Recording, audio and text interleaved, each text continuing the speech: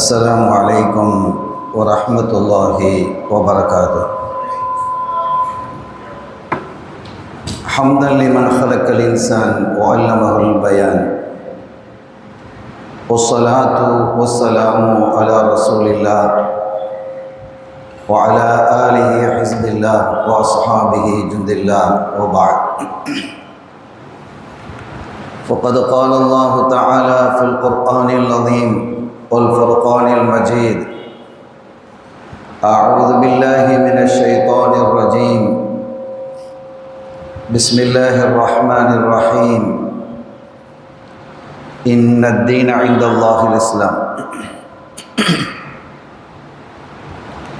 إذ قالت الملائكة يا مريم إن الله يبشرك بكلمة منه اسمه المسيح عيسى بن مريم وجيها في الدنيا والآخرة ومن المقربين. சங்கைக்குரிய உலமாக்களே, மரியாதைக்குரிய பெரியோர்களே, அன்பு சகோதரர்களே, அருமை தாய்மார்களே, சகோதரிகளே, எல்லாம் வல்ல அல்லாஹுவின் பேரருளும் நபிகள் நாயகம் ஸல்லல்லாஹு அலைஹி வஸல்லம் அவர்களது நல்லாசியும் நம் அத்தனை பேர் மீதும் நிலவுமாகும். அல்லாஹும் அவனது ரசூலும்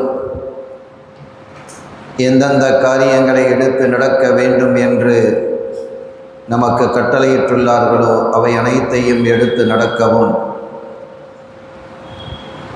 எவைகளை தவிர்ந்து நடக்க வேண்டும் என்று உத்தரவு பிறப்பித்துள்ளார்களோ அவை அனைத்தையும் தவிர்ந்து நடக்கவும் ஆரம்பமாக எனக்கும் உங்களுக்கும் நான் வசியத்து செய்து கொள்கிறேன். அல்லாஹ் தௌஃபீக் செய்வானாக. ஆமீன். சங்கையான பெருமக்களே, தென்னிந்திய காயல்பட்டினம் புனித மஜ்லிஸுல் புகாரி ஷரீஃப் சபையின் 99வது வருடத்தின் 13ஆம் நாளாகிய இன்றைய தினம் சுமார் 276 ஹதீதுகள் இன்றைய பாடத்தில் இடம்பெற்றிருக்கிறது. கிதாபு பத்இல் ஹல்க், படைப்பினுடைய துவக்கம் என்று துவங்கும் இன்றைய பாடம் நபிமார்களினுடைய 22 நபிமார்களுடைய வாழ்க்கை குறிப்பையும் இன்றைய தினம் வழங்கியிருக்கிறது. அந்த 22 நபிமார்களிலிருந்து சையதுனா ஈசா அலைஹிஸ்ஸலாம் அவர்கள் குறித்த தகவல்களை இன்றைய பாடத்தின் அடிப்படையில் சற்று விரிவாக இங்கே நான் கூறுவதற்கு முற்படுகிறேன். அல்லாஹ் தௌஃபீக் செய்வானாக. கேட்கும் செய்தியின் வழியாக நமது ஈமான் பலப்பட்டு வல்லவனாம் அல்லாஹ்வினுடைய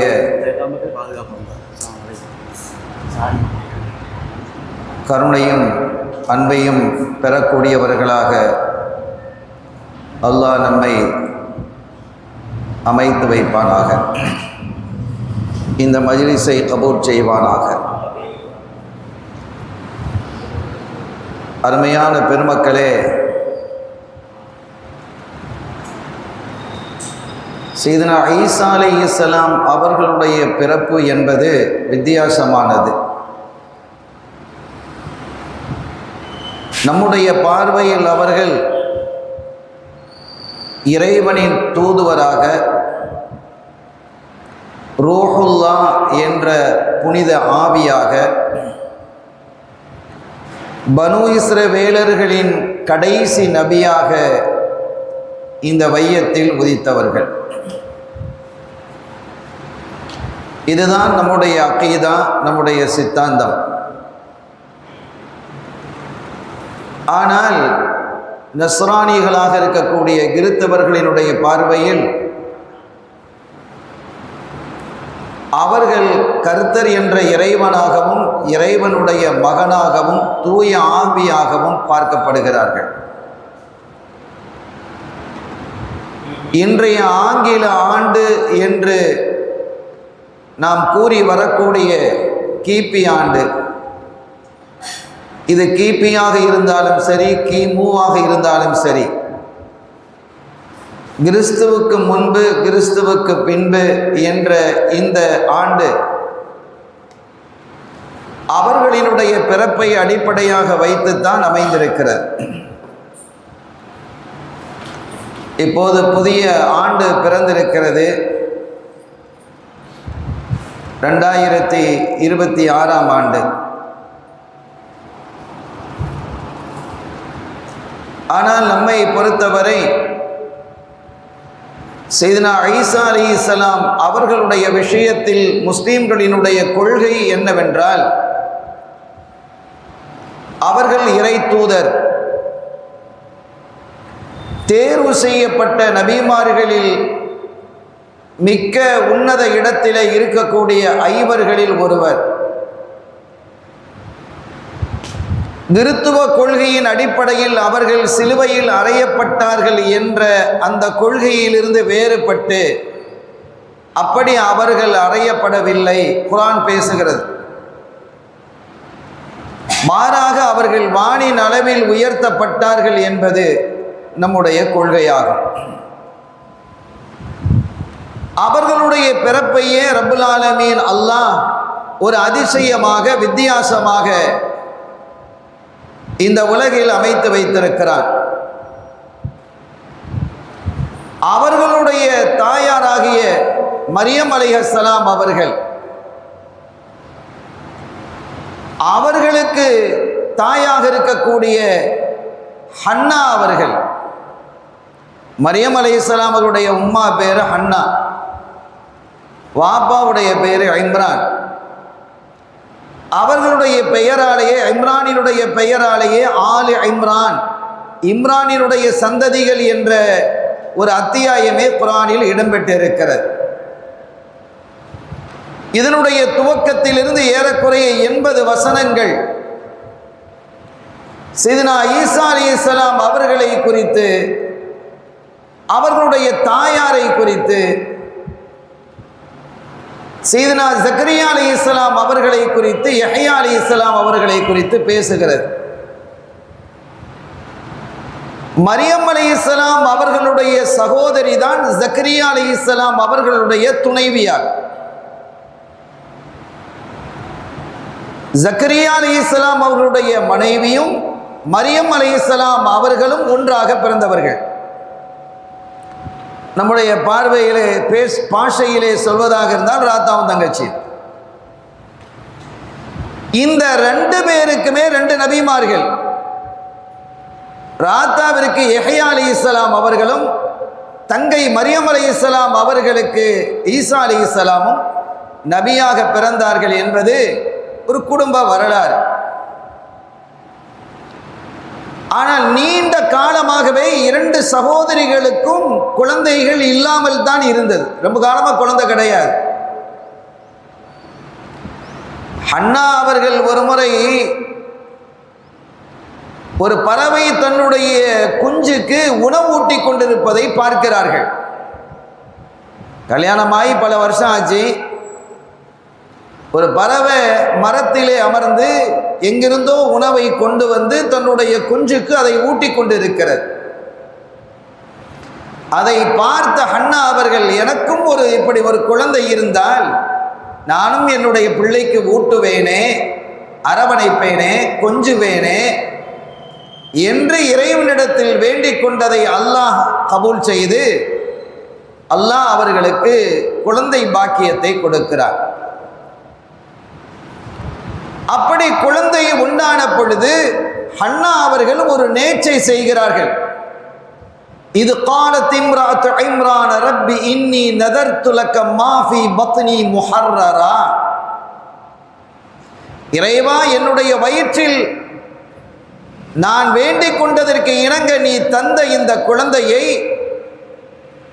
நான் உனக்காக உன்னுடைய பள்ளிக்கு ஹிதுமத்து செய்வதற்காக அர்ப்பணிப்பேன் என்று நேர்ச்சை செய்கிறேன் அப்படின்னு நேர்ச்சை செய்கிறான். ஃபதகப்பல் மின்னி இன்னக அந்த ஸமீஉல் அலீம், நான் இப்படி நேர்ச்சை செய்ததை நீ அங்கீகரிப்பாயாக, நீ என்னுடைய துஆக்களை கேட்கக்கூடியவனாக மிக்க அறிந்தவனாக இருக்கிறாய் என்று செய்தனா ஹன்னா அலைஹிஸ்ஸலாம் அவர்கள் பிரார்த்திக்கிறார்கள். அப்படி பிரார்த்தித்து குழந்தையும் பிறக்கிறது. இது என்ன மாதிரி நேர்ச்சை என்றால், அந்த காலகட்டத்தில் பைத்துல் மக்தஸுக்கு தங்களுடைய பிள்ளைகளை நேர்ச்சை செய்வார்கள். நபிமார்களினுடைய, குறிப்பாக நபிமார்களுடைய குடும்பத்திலே இருந்து வரக்கூடியவர்கள். அப்படி அவர்கள் நேர்ச்சை செய்தால் அந்த குழந்தைகள் பைத்துல் மக்தஸினுடைய காதிம்களாக, ஹுத்தாம்களாக, பணியாளர்களாக மாறிவிடுவார்கள். அப்படி அர்ப்பணம் செய்வார்கள். அது முழுக்க முழுக்க ஆண் பிள்ளைகளைத்தான். பொம்பளை பிள்ளைகள் யாரும் பள்ளிவாசலுக்கு வந்து ஹிதுமத் செய்கிறது இல்லை. ஆனால் இவர்கள் தன்னுடைய வயிற்றில் இருக்கிறது ஆண் குழந்தையா பெண் குழந்தையா என்று தெரியாமலேயே நேர்ச்சை செஞ்சு முடிச்சிட்டாங்க. இப்படி நேர்ச்சை செய்ததற்கு பிறகு பிறந்தது பெண் குழந்தையாக இருந்தது. ஃபலம்மா வதஅத்ஹா காலத் ரப்பி இன்னி வதஅத்துஹா உன்ஸா, இறைவா எனக்கு பிறக்கக்கூடிய பிள்ளையை நான் பைத்துல் மக்தஸுக்கு அர்ப்பணம் செய்வேன், பணிவிடைக்காக நான் தியாகம் செய்வேன் என்று நேர்ந்தேன் தான். ஆனால் பிறந்தது பெண் குழந்தையாக அல்லவா இருக்கிறது.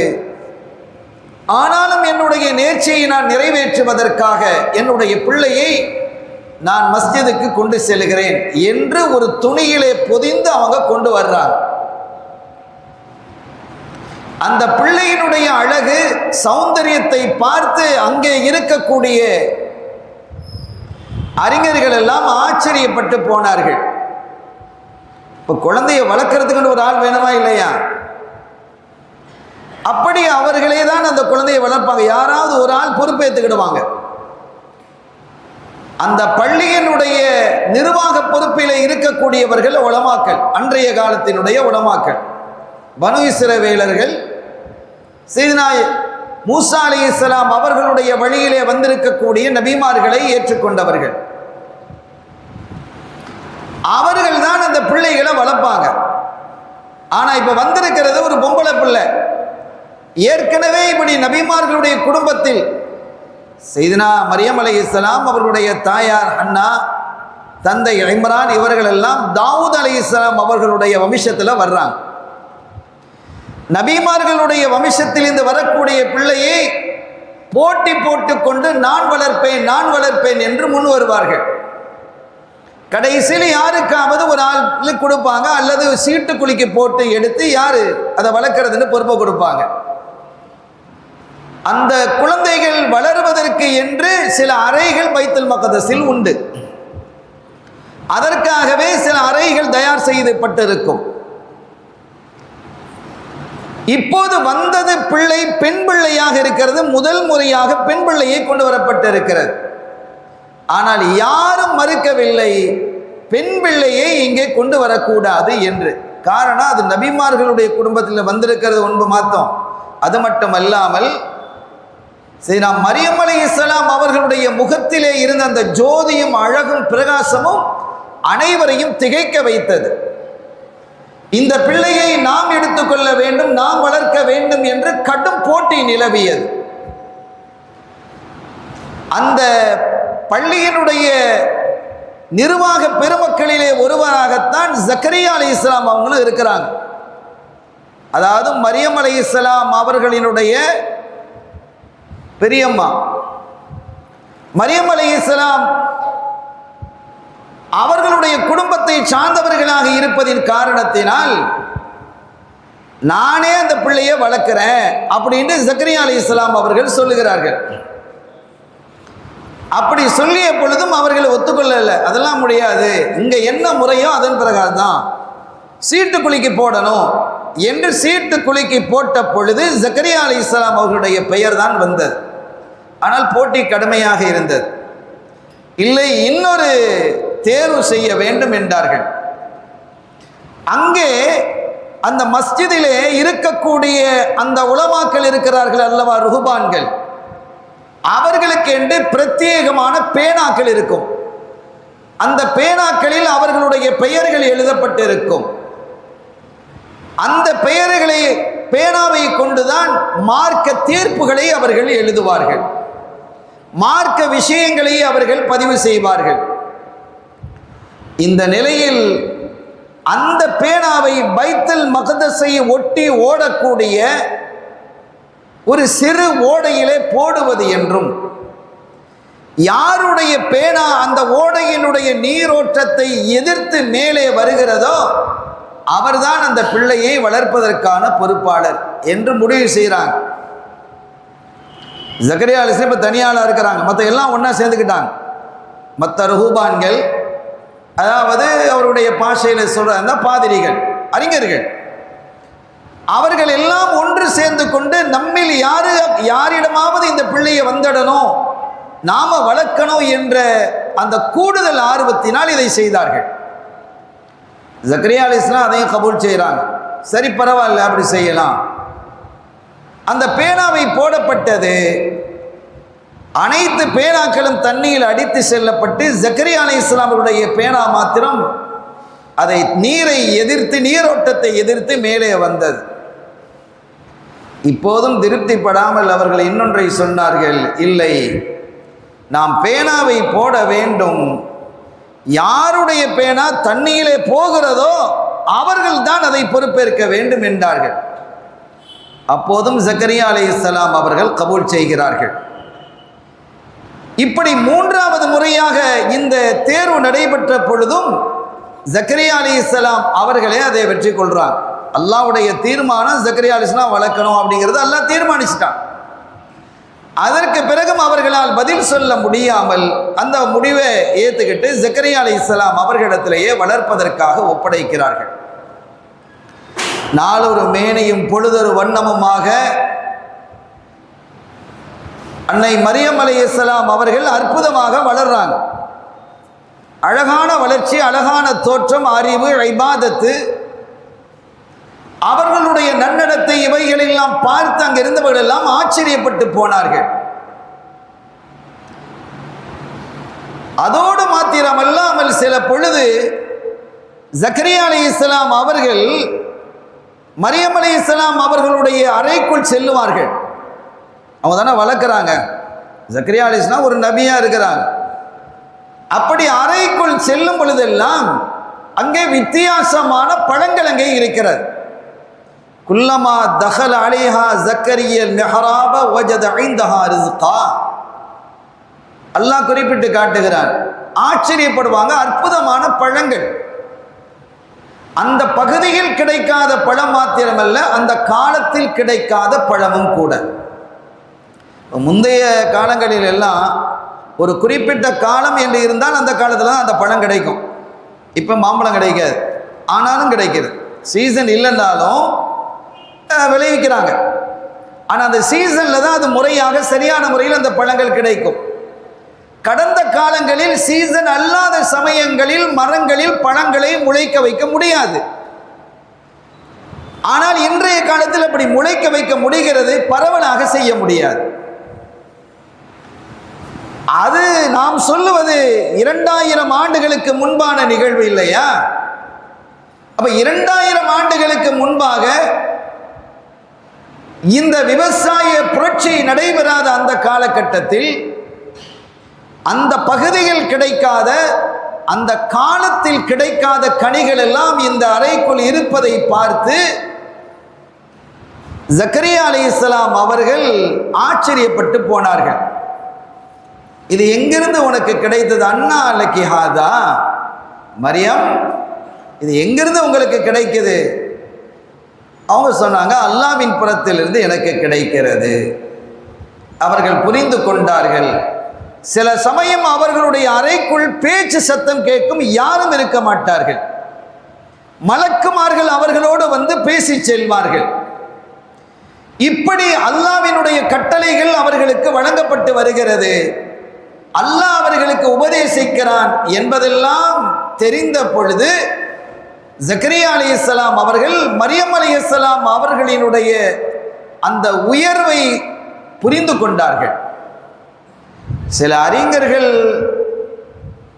குறிப்பிடுவது போன்று மரியம் அலைஹிஸ்ஸலாம் அவர்கள் நபியத், அவர்கள் ஒரு பெண் நபி என்று குறிப்பிடுகிறார்கள். ஆனால் நம்முடைய உலமாக்கள், சுன்னத்துல் ஜமாத்தினுடைய உலமாக்களினுடைய கருத்தின் பிரகாரம் பெண்களில் எந்த நபியும் இல்லை என்பதுதான். ஆனால் நபிமார்களினுடைய அந்தஸ்துக்கு அடுத்தபடியாக விலாயத்தினுடைய அந்தஸ்து இருப்பது சித்திக். நபிமார்களுக்கு அடுத்த ரேஞ்சில் இருக்கிறது யாருன்னா சித்திகீன்கள் தான்.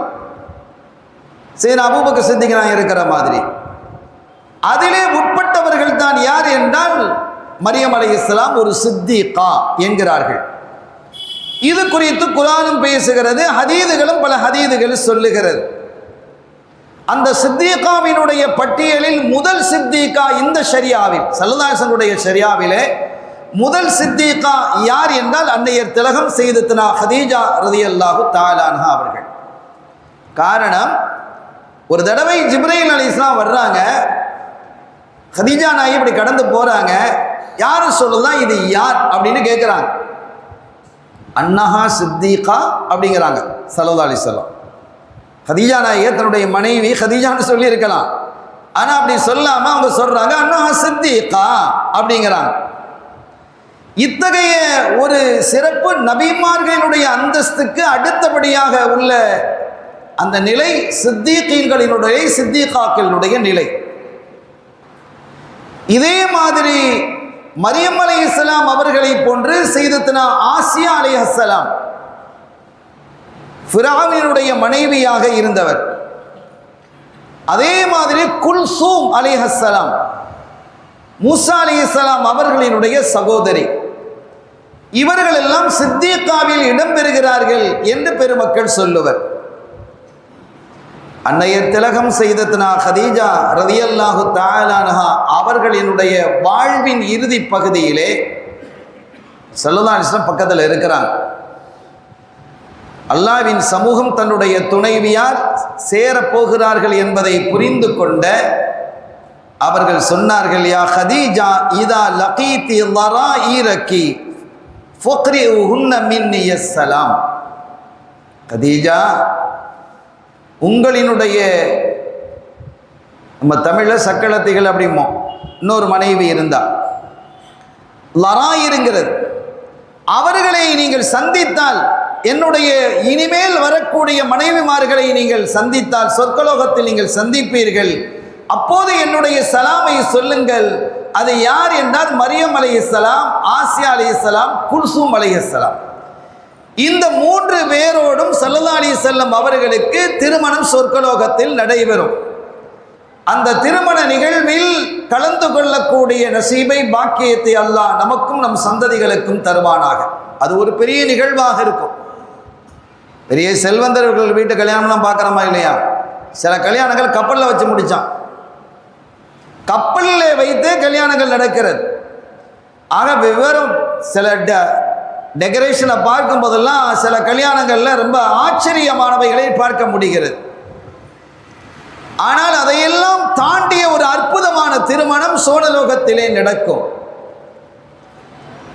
அது எல்லோரையும் சந்தோஷப்படுத்தக்கூடியதாக இருக்கும். கோடான கோடி மக்களுக்கு விருந்து உபசாரம் நடக்கும். அது கண்மணி ஸல்லல்லாஹு அலைஹி வஸல்லம் அவர்களுக்கான திருமணம். அது இன்னொரு கட்டத்திலே சையதுனா முஆவியா ரலியல்லாஹு தஆலா அன்ஹு அவர்கள் காபுல் அஹ்பாரோடு உட்கார்ந்து பேசும் பொழுது, காபுல் அஹ்பாரினுடைய வரலாறு ஒரு வித்தியாசமானது. சஹாபியா சஹாபி இல்லையா என்ற கருத்து வேறுபாட்டுக்குள்ளே உள்ளவர். அவர்களை குறித்து பேசினால் இந்த தலைப்பிலிருந்து நான் வெளியே போக வேண்டியது வந்துவிடுமோ என்று அஞ்சி நான் தவிர்க்கிறேன். சையதுனா காபுல் அஹ்பார் ரலியல்லாஹு தஆலா அவர்களோடு முஆவியா ரலியல்லாஹு தஆலா அவர்கள் பேசிக் கொண்டிருக்கும் பொழுது, பைத்துல் மக்தஸில் ஒரு பாறை இருக்கிறது. அது இன்றும் இருக்கிறது.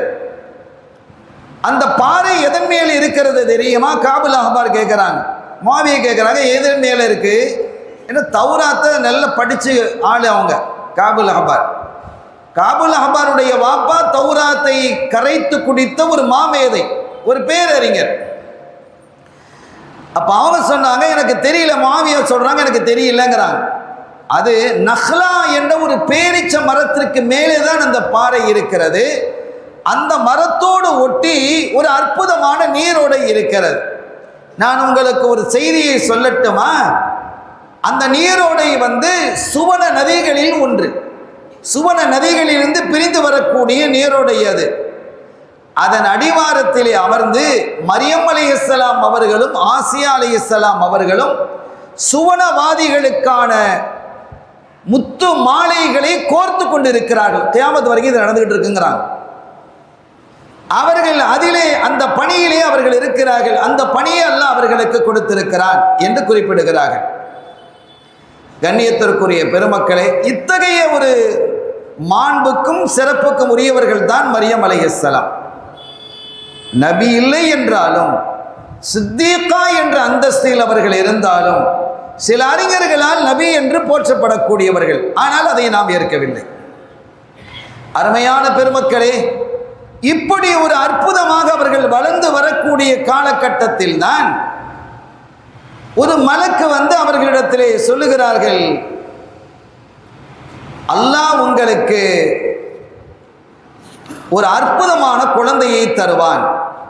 இது காலத்தில் மலாயிகத்து யா மரியம் இன்னல்லாஹ யுபஷ்ஷிருகி பிகலிமத்தின் மின் ஹுஸ்முஹுல் மஸீஹு ஈஸா இப்னு மரியம்.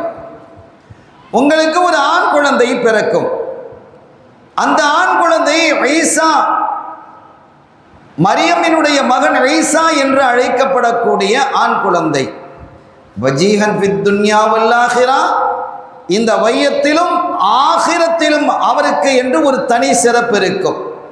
ஒமினல் முகர்ரபீன், அல்லாஹ்வோடு நெருங்கிய, அல்லாஹ்வுக்கு மிக பிரியமானவர்களில் அவர் ஒருவராக திகழ்வார். ஒயுகல்லிமுன் நாஸ ஃபில் மஹ்தி வகஹ்லா ஒமினஸ் ஸாலிஹீன், அவர்கள் தொட்டிலே இருக்கும் பொழுதும் மக்களோடு பேசுவார்கள், வளர்ந்த போதும் பேசுவார்கள். அப்படி ஒரு அற்புதமான குழந்தையை அல்லாஹ் உங்களுக்கு தருவான் என்று மலக்கு சொன்னபோது, காலத் ரப்பி அன்னா யகூனு லீ வலத் வலம் யம்சஸ்னி பஷர், நான் கல்யாணம் முடிக்க இல்லை, எந்த ஆணும் என்னை தீண்டல்ல, தொடல்ல, அப்படி இருக்கும் பொழுது எனக்கு எப்படி குழந்தை பிறக்கும் என்றார்கள். கால கதாலிகில்லாஹு யஹ்லுகு மா யஷா வைதா கதா அம்ரன் ஃபைன்னமா யகூலு லஹு குன் ஃபயக்கூன். அது அப்படித்தான், அல்லாஹ் நாடினால் நடந்துடும், அவன் உண்டாகு என்றால் உண்டாகிவிடும். அல்லாஹ் நம்மில் குழந்தை பாக்கியம் இல்லாதவர்களுக்கு குழந்தைகளை தருவானாக. கண்ணியத்திற்குரிய பெருமக்களே, அல்லாஹ் நீ உண்டாகு என்று சொன்னால் அது உண்டாகிவிடும். அது அப்படித்தான், இதான் நடக்க போகுது அப்படின்னு அந்த மலக்கு சொல்றாங்க. அதற்கு பிறகு மரியம் அலைஹிஸ்ஸலாம் பொதுவாக அவங்க பைத்துல் மக்திஸ்லேயே இருப்பாங்க, அதிகமாக வெளியிலே செல்வது இல்லை. அவங்க வெளியிலே செல்வதாக இருந்தால் எப்போ அவங்க வீட்டுக்கு போவாங்கன்னா, தூய்மை இல்லாத ஹைதுடைய காலத்தில் போவாங்க, அல்லது அவசியமான தேவை இருந்தால் வீட்டுக்கு போவாங்க. அதை தவிர்த்து குளிப்பதற்காகவும் அதை விட்டு வெளியில் வருவாங்க.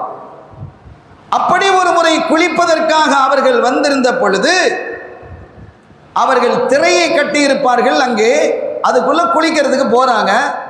வெளியில ஒரு ஆண் நிற்பது தெரிகிறது. இன்னி அஊது பிர் ரஹ்மானி மின்க இன் குந்த தக்கியா, நான் அல்லாஹ்விடத்திலே உன்னை விட்டு பாதுகாப்பு தேடுகிறேன். இன் குந்த தக்கியா, நீ இறையச்சம் உள்ளவனாக இருந்தால் இந்த இடத்தை விட்டு அகன்று விடு என்று அந்த நபரை பார்த்து மரியம் அலைஹிஸ்ஸலாம் சொல்றாங்க. ஏன் இங்க வந்து நிக்கிற, ஒரு பொம்பளை குடிக்கிற இடம் இல்லையா, இங்க வந்து நீங்க நிக்கலாமா, இந்த இடத்தை விட்டு நீங்க போங்க. இன் குந்த தக்கியா, நீங்கள் தக்கியாவாக இருந்தால் இந்த இடத்தை விட்டு அகன்றிடு. தக்கியாவுக்கு இன்னொரு விளக்கத்தை முஃபஸ்ஸிரீன்கள் சொல்வார்கள். அந்த காலத்தில் தக்கியி என்று ஒருத்தன் இருந்தான். அவன் விவகாரமானவன், வில்லங்கமானவன், நன்னடத்தை உள்ளவன் அல்ல. நீ தக்கையாவாக இருந்தால் இந்த இடத்தை விட்டு அகன்று விடு. அப்படியும் அதற்கு அர்த்தம் கொடுக்கலாம். அது தக்கையாவினுடைய தோற்றத்தில் அவர் தோற்றமாக அவர் கருதி கொண்டார். ஆனால் உண்மையிலே வந்தது தக்கையும் இல்லை, வேறு நபரும் இல்லை, அவங்க மலக். கால இன்னமா அன ரசூல் ரப்பிக், அவங்க சொன்னாங்க, நான் யாரும் இல்லைம்மா, தக்கையும் இல்லை, ஒருத்தரும் இல்லை, நான் மனுஷனே இல்லை, நான் ஒரு மலக்கு, அல்லாஹ்வினுடைய தூதராக நான் வந்திருக்கிறேன், நான் ஜிப்ரீல்ங்கிறான். ஜிப்ரீல் அலைஹிஸ்ஸலாம் அவர்களை முதன்முறையாக அவங்க பார்க்கிறாங்க.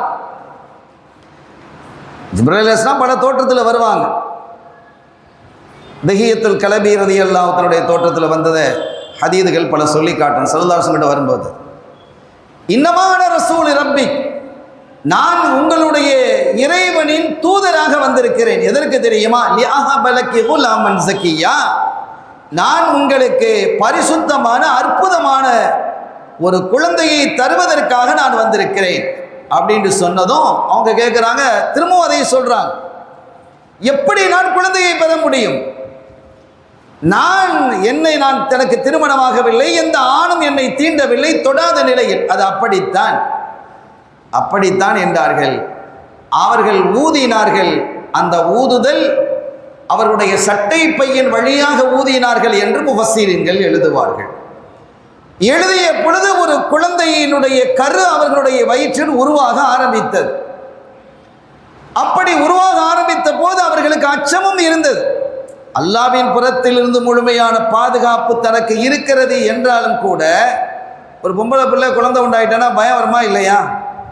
அதுவும் பைத்துல் முகத்தஸுக்கு ஹிதுமத்து செய்ய வந்துட்டு இப்படிப்பட்ட ஒரு உயர்ந்த நிலையில இருக்கும்போது இப்படி ஒரு நிலை ஏற்பட்டால் என்ன அவமானத்தை சந்திக்க வேண்டும் என்பது அவர்களுக்கு தெரியாதா என்ன? அப்படி ஒரு அச்ச நிலை ஏற்பட்டது. நாள் செல்ல செல்ல அவர்களுடைய வயிறு பெரிதாகியது. இதை முதலாவதாக உணர்ந்து கொண்டது, தெரிந்து கொண்டது யார் என்றால் அந்த குடும்பத்திலே உள்ள சையதுனா மரியம் அலைஹிஸ்ஸலாம் அவர்களுடைய சாட்சி மகனார் யூசுஃபுன் நஜ்ஜார். அவர் ஒரு சாலிஹான மனிதர் தான், இளைஞர், அண்ணன், காக்கா முறை. அவங்க கேட்குறாங்க, அவங்க உணர்ந்துகிட்டு கேட்குறாங்க, மரியமே, ஒரு நாள் மரியம், விதை இல்லாமல் செடி உருவாக முடியுமா அப்படின்னு கேட்குறாங்க. மரியம், விதை இல்லாமல் செடி உருவாகுமா அப்படின்னு கேட்குறாங்க. அவங்க என்ன கேட்குறாங்கங்கிறத மரியம் அலைஹிஸ்ஸலாம் விளங்கிக்கிடுவாங்க. சாதாரண ஆள் இல்லையே, சித்திகாலா, எவ்வளோ பெரிய அறிவாற்றல் உள்ளவங்க இருப்பாங்க. ஆம், நாம் ஃபமன் ஹலக்க ஸர்அல் அவ்வல், இந்த உலகத்தில் முதலாவது செடியை படைத்தது யார்? வித்திலிருந்து அது வந்தது இல்லையே என்ற பொழுது அடுத்த கேள்வியை யூசுஃப் நஜ்ஜார் கேட்கிறார். தண்ணீரோ மழையோ இல்லாமல் ஒரு மரம் முளைக்க முடியுமா? முடியும். இந்த உலகத்தில் முதல் மரம் வந்தது தண்ணீரிலா மழையிலா? எதுவும் இல்லாமல் ஒரு மரத்தை அல்லாஹ் உருவாக்கவில்லையா? இது இப்படி சில கேள்விகள் கேட்கப்பட்டு பதிலும் சொல்லப்பட்ட நிலையில அவர் நேரடியாக வந்துட்டார். மரியம், நான் நேராக கேட்கிறேன், ஒரு ஆணினுடைய தொடுதல் இல்லாமல் ஒருவர் குழந்தையை உருவாக்க முடியுமா? கல்யாணம் முடிக்காம ஒரு ஆணினுடைய தீண்டுதல் இல்லாமல் ஒரு குழந்தை உருவாகுமா? என்ன உருவாகும்? ஆதம் அலைஹிஸ்ஸலாம் உருவாகலையான்னு கேட்டாங்க. ஆதம் அலைஹிஸ்ஸலாம் அவர்கள் உருவாகலையா? அவங்களுக்கு வாப்பா யாரு, அவங்களுக்கு அம்மா யாரு? ஆனால் மரியம் அலைஹிஸ்ஸலாம் அவர்களுடைய மகாம் எத்தகையது என்பதை விளங்கி கொண்டவர் தான் யூசுஃப் நஜ்ஜார் ரஹ்மஹுல்லாஹ். அவர் ஒரு பெரிய மகான். அப்போ அவங்க சொன்னாங்க, மரியம், நான் ஒருபோதும் உன்னை சந்தேகிக்க மாட்டேன். தப்பான எண்ணங்கள் என்னுடைய கல்விலே இல்லை. உன்னுடைய மக்காம் என்ன என்பது எனக்கு தெரியும். ஆனால் மக்கள் உன்னை பற்றி எப்படி பேசுவார்கள் என்ற அச்சம் எனக்கு வருகிறது. இது எப்படி சாத்தியமானது என்றும் எனக்கு புரியல. கல்யாணம் முடியல, நீ தப்பும் பண்ணல, தப்பு பண்ணக்கூடிய பிள்ளையும் இல்லை, அது எனக்கு நல்லாவே தெரியும். ஆனால் மக்கள் மன்றிலே உன்னை எப்படி பார்ப்பார்கள், உன்னோடு யாரை இணைத்து பேசுவார்கள் என்றால் என்னை இணைத்து பேசுவார்களோ என்ற பயமும் எனக்கு இருக்கு. அப்படி பேச்சு நடந்தது பின்னால வருமா இல்லையா? அந்த அச்சம் எனக்கு இருக்கிறது. என்னதான் நடந்தது எனக்கு அது தெரிவி என்று சொன்ன பொழுது நடந்த நிகழ்வை, மலக்குமார்கள் வந்ததை, ஜிப்ரீல் அலைஹிஸ்ஸலாம் அவர்கள் வந்ததை, அவர்கள் சொல்லியதை எல்லாத்தையும் அப்படி விவரமா சொல்றாங்க. இரண்டாவதாக இவர்களுடைய இந்த கற்பத்தை அறிந்தது யார் என்று சொன்னால் மரியம் அலைஹிஸ்ஸலாம் அவர்களுடைய சகோதரியாக இருக்கக்கூடிய ஜக்கரியா அலைஹிஸ்ஸலாம் அவர்களுடைய மனைவி, அவங்க அக்கா ராத்தா. அவங்க ஒரு நாள் வீட்டில் இருக்கும்போது கேட்குறாங்க, மரியம், உனக்கு தெரியுமா நான் குழந்தை உண்டாயிருக்கிறேன்? ஜக்கரியா அலைஹிஸ்ஸலாம் அல்லா இடத்துல வயசாயிட்டாங்க. அல்லா இடத்துல கேட்குறாங்க, யா ரப்பி, எனக்கு ஒரு குழந்தையத்தா அப்படின்னு ஜக்கரியா அலைஹிஸ்ஸலாம் கேட்குறாங்க. ஆனால் நீண்ட காலமாக அவர்களுக்கு குழந்தை இல்லாமல் அவர்களுக்கு ஒரு அறிவிப்பு செய்யப்பட்டது, ஜக்கரியா அலைஹிஸ்ஸலாத்து வஸ்ஸலாம், உங்களுக்கு ஒரு ஆண் குழந்தை பிறக்கும், அதற்கு யஹ்யா என்று பெயர் சூட்டுங்கள். அல்லாஹ் அப்படியே அறிவிக்கிறான், உங்களுக்கு ஒரு குழந்தை பிறக்கும், யஹ்யா என்று பெயர் சூட்டுங்கள். அவங்க ஆச்சரியப்பட்டு போனாங்க, நான் கிழவனாயிட்டேன், என்னுடைய நரம்பு எலும்புகள் எல்லாம் பலகீனம் அடைந்து விட்டது, வாழ்க்கை வாழ்வதற்கான ஆற்றல் சக்தி எனக்கு இல்லை, என்னுடைய மனைவியோ மலடியாக இருக்கிறார், எப்படி எங்களுக்கு குழந்தை பிறக்கும்? அதுதான் அல்லாஹ்வுடைய ஆற்றல். குழந்தை பிறந்தது. அப்போ அவங்க குழந்தை உண்டாயிட்டாங்க, யஹ்யா அலைஹிஸ்ஸலாம் அவங்களும் உண்டாயிருக்கிறாங்க. அப்படி உண்டாகி இருக்கக்கூடிய அதே காலகட்டத்தில் தான் மரியம் அலைஹிஸ்ஸலாம் அவர்களும் குழந்தை உண்டாயிருக்கிறாங்க, ஈசா அலைஹிஸ்ஸலாம் அவங்களும் உண்டாயிருக்கிறாங்க. சம காலம் அது.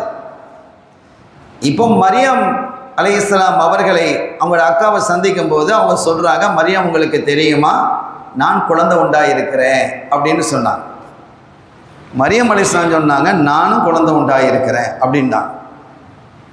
அப்படின்னா ஆச்சரியமா இருக்கணும் இல்லை? என்ன நீ எப்படி, நான் குழந்தை உண்டானா சரி, நீ எப்படி குழந்தை உண்டாக முடியும் கேள்வி கேட்டிருக்கணுமா இல்லையா? அப்படி ஒரு கேள்வி அவங்களுடைய சகோதரி கேட்க இல்லை.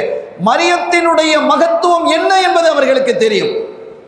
அப்படியே கட்டி அணைத்து முத்தமிட்டு கொண்டு அவங்க சொன்னாங்க, இன்னியாரா மாஃபி பத்னி யஸ்ஜுது லிமாஃபி பத்னிக்க, எனக்கு தெரியும் உனது வயிற்றில் ஒரு குழந்தை வளர்கிறது என்பது எனக்கு தெரியும். நீ சொல்லலாம், நான் விளங்கிக்கிட்டேன். எனக்கு எப்படி தெரியும் தெரியுமா?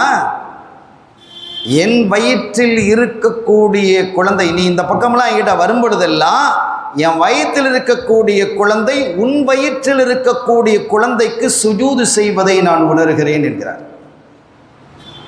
இனியாரா மாஃபி பத்னி யஸ்ஜுது லிமாஃபி பத்னிகி, உனது வயிற்றிலே இருக்கக்கூடிய குழந்தைக்கு எனது வயிற்றிலே இருக்கக்கூடிய குழந்தை சுஜூது செய்வதை நான் அறிகிறேன் என்கிறார்கள்.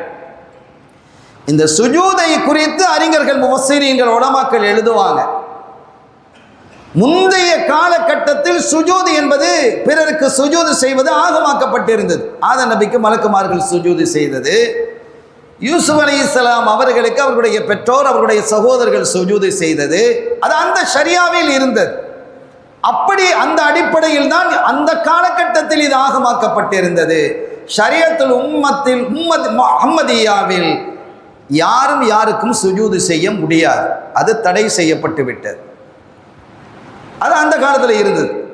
அல்லது உன்னுடைய இந்த சுஜூது என்பது, சில அறிஞர்கள் எழுதுகிறார்கள், சுஜூது என்பது சுஜூது அல்ல, பணிவது, மரியாதை செய்வது என்பதுதான் அதனுடைய கருத்து. நடந்ததை அத்துணை பேரும் அங்கீகரிக்கிறார்கள் இந்த வார்த்தை. ஆக மரியம் அலைஹிஸ்ஸலாம் அவருடைய சகோதரி சொல்றாங்க, உன் வயிற்றில் இருக்கக்கூடிய குழந்தையை நோக்கி என் குழந்தை சுஜூது செய்வதை நான் அறிகிறேன் மரியம் அப்படிங்கிறான். எனக்கு தெரியும் உன் வயிற்றில் குழந்தை வர்றது. மரியம் அலைஹிஸ்ஸலாம் சொல்றாங்க, இதா குந்து ஹலௌது ஹத்ததனி ஃபகல்லமனி, சகோதரியே, நான் தனியாக இருந்தால் இந்த வயிற்றில் இருக்கக்கூடிய குழந்தை என்னோடு பேசும், சில செய்திகளை எனக்கு அறிவிக்கும், வயிற்றில் இருந்து கொண்டே என்னோடு பேசும். வைதா குந்து பைனன் நாஸ், நான் மக்கள் மன்றிலே இருந்தால், மக்களோடு இருந்தால், சப்பஹ ஃபீ பத்னி, என்னுடைய வயிற்றில் இருந்து கொண்டே அது தஸ்பீஹ் செய்வதை நான் கேட்பேன். ஈசா அலைஹிஸ்ஸலாம் வயிற்றில் இருந்துகிட்டே தஸ்பீஹ் செய்யறது நான் கேட்கிறேன். இப்படி அந்த குழந்தை முறையாக வளர்ந்து வருகிறது. ஒரு காலகட்டத்தில் செய்திகளை வெளியில் தெரியாது. ஏன்னா அவங்க ஆண்களை யாரையும் சந்திக்கிறது இல்லை, பெண்களையும் பெரும்பாலும் சந்திக்கிறது இல்லை, பள்ளியினுடைய ஹிதுமாத்துகள்லையும் அவங்க இருப்பாங்க, அவங்களுக்குண்டு ஒரு அறை இருக்கு. இப்போ அந்த மகால் பிரசவ நேரம் நெருங்கிய பொழுது அவர்கள், நாம் மேலே சொன்னோம் இல்லையா, காபுல் அஹ்பார் சொன்ன அந்த பாறை, அந்த பாறைக்கு பக்கத்திலே அவர்கள் சென்றார்கள். அப்படி செல்லுமாறு அவர்களுக்கான உத்தரவு. அங்கே அந்த பாறைக்கு சுமந்து கொண்டு இருப்பது ஒரு பேரித்தம் மரம் என்று நாம் சொன்னோம் காபுல் அஹ்பாருடைய செய்தியில். அந்த மரத்தடியிலே போய் அமரச் சொல்லப்பட்டது. அவை அமர்ந்தாங்க. அங்கே அவர்களுக்கு பிரசவம் ஏற்பட்டது. ஒஹுஸி இலைக்கி பிஜித்இன் நஹ்லத்தி துஸாகித் அலைக்கி ருதபன் ஜனியா.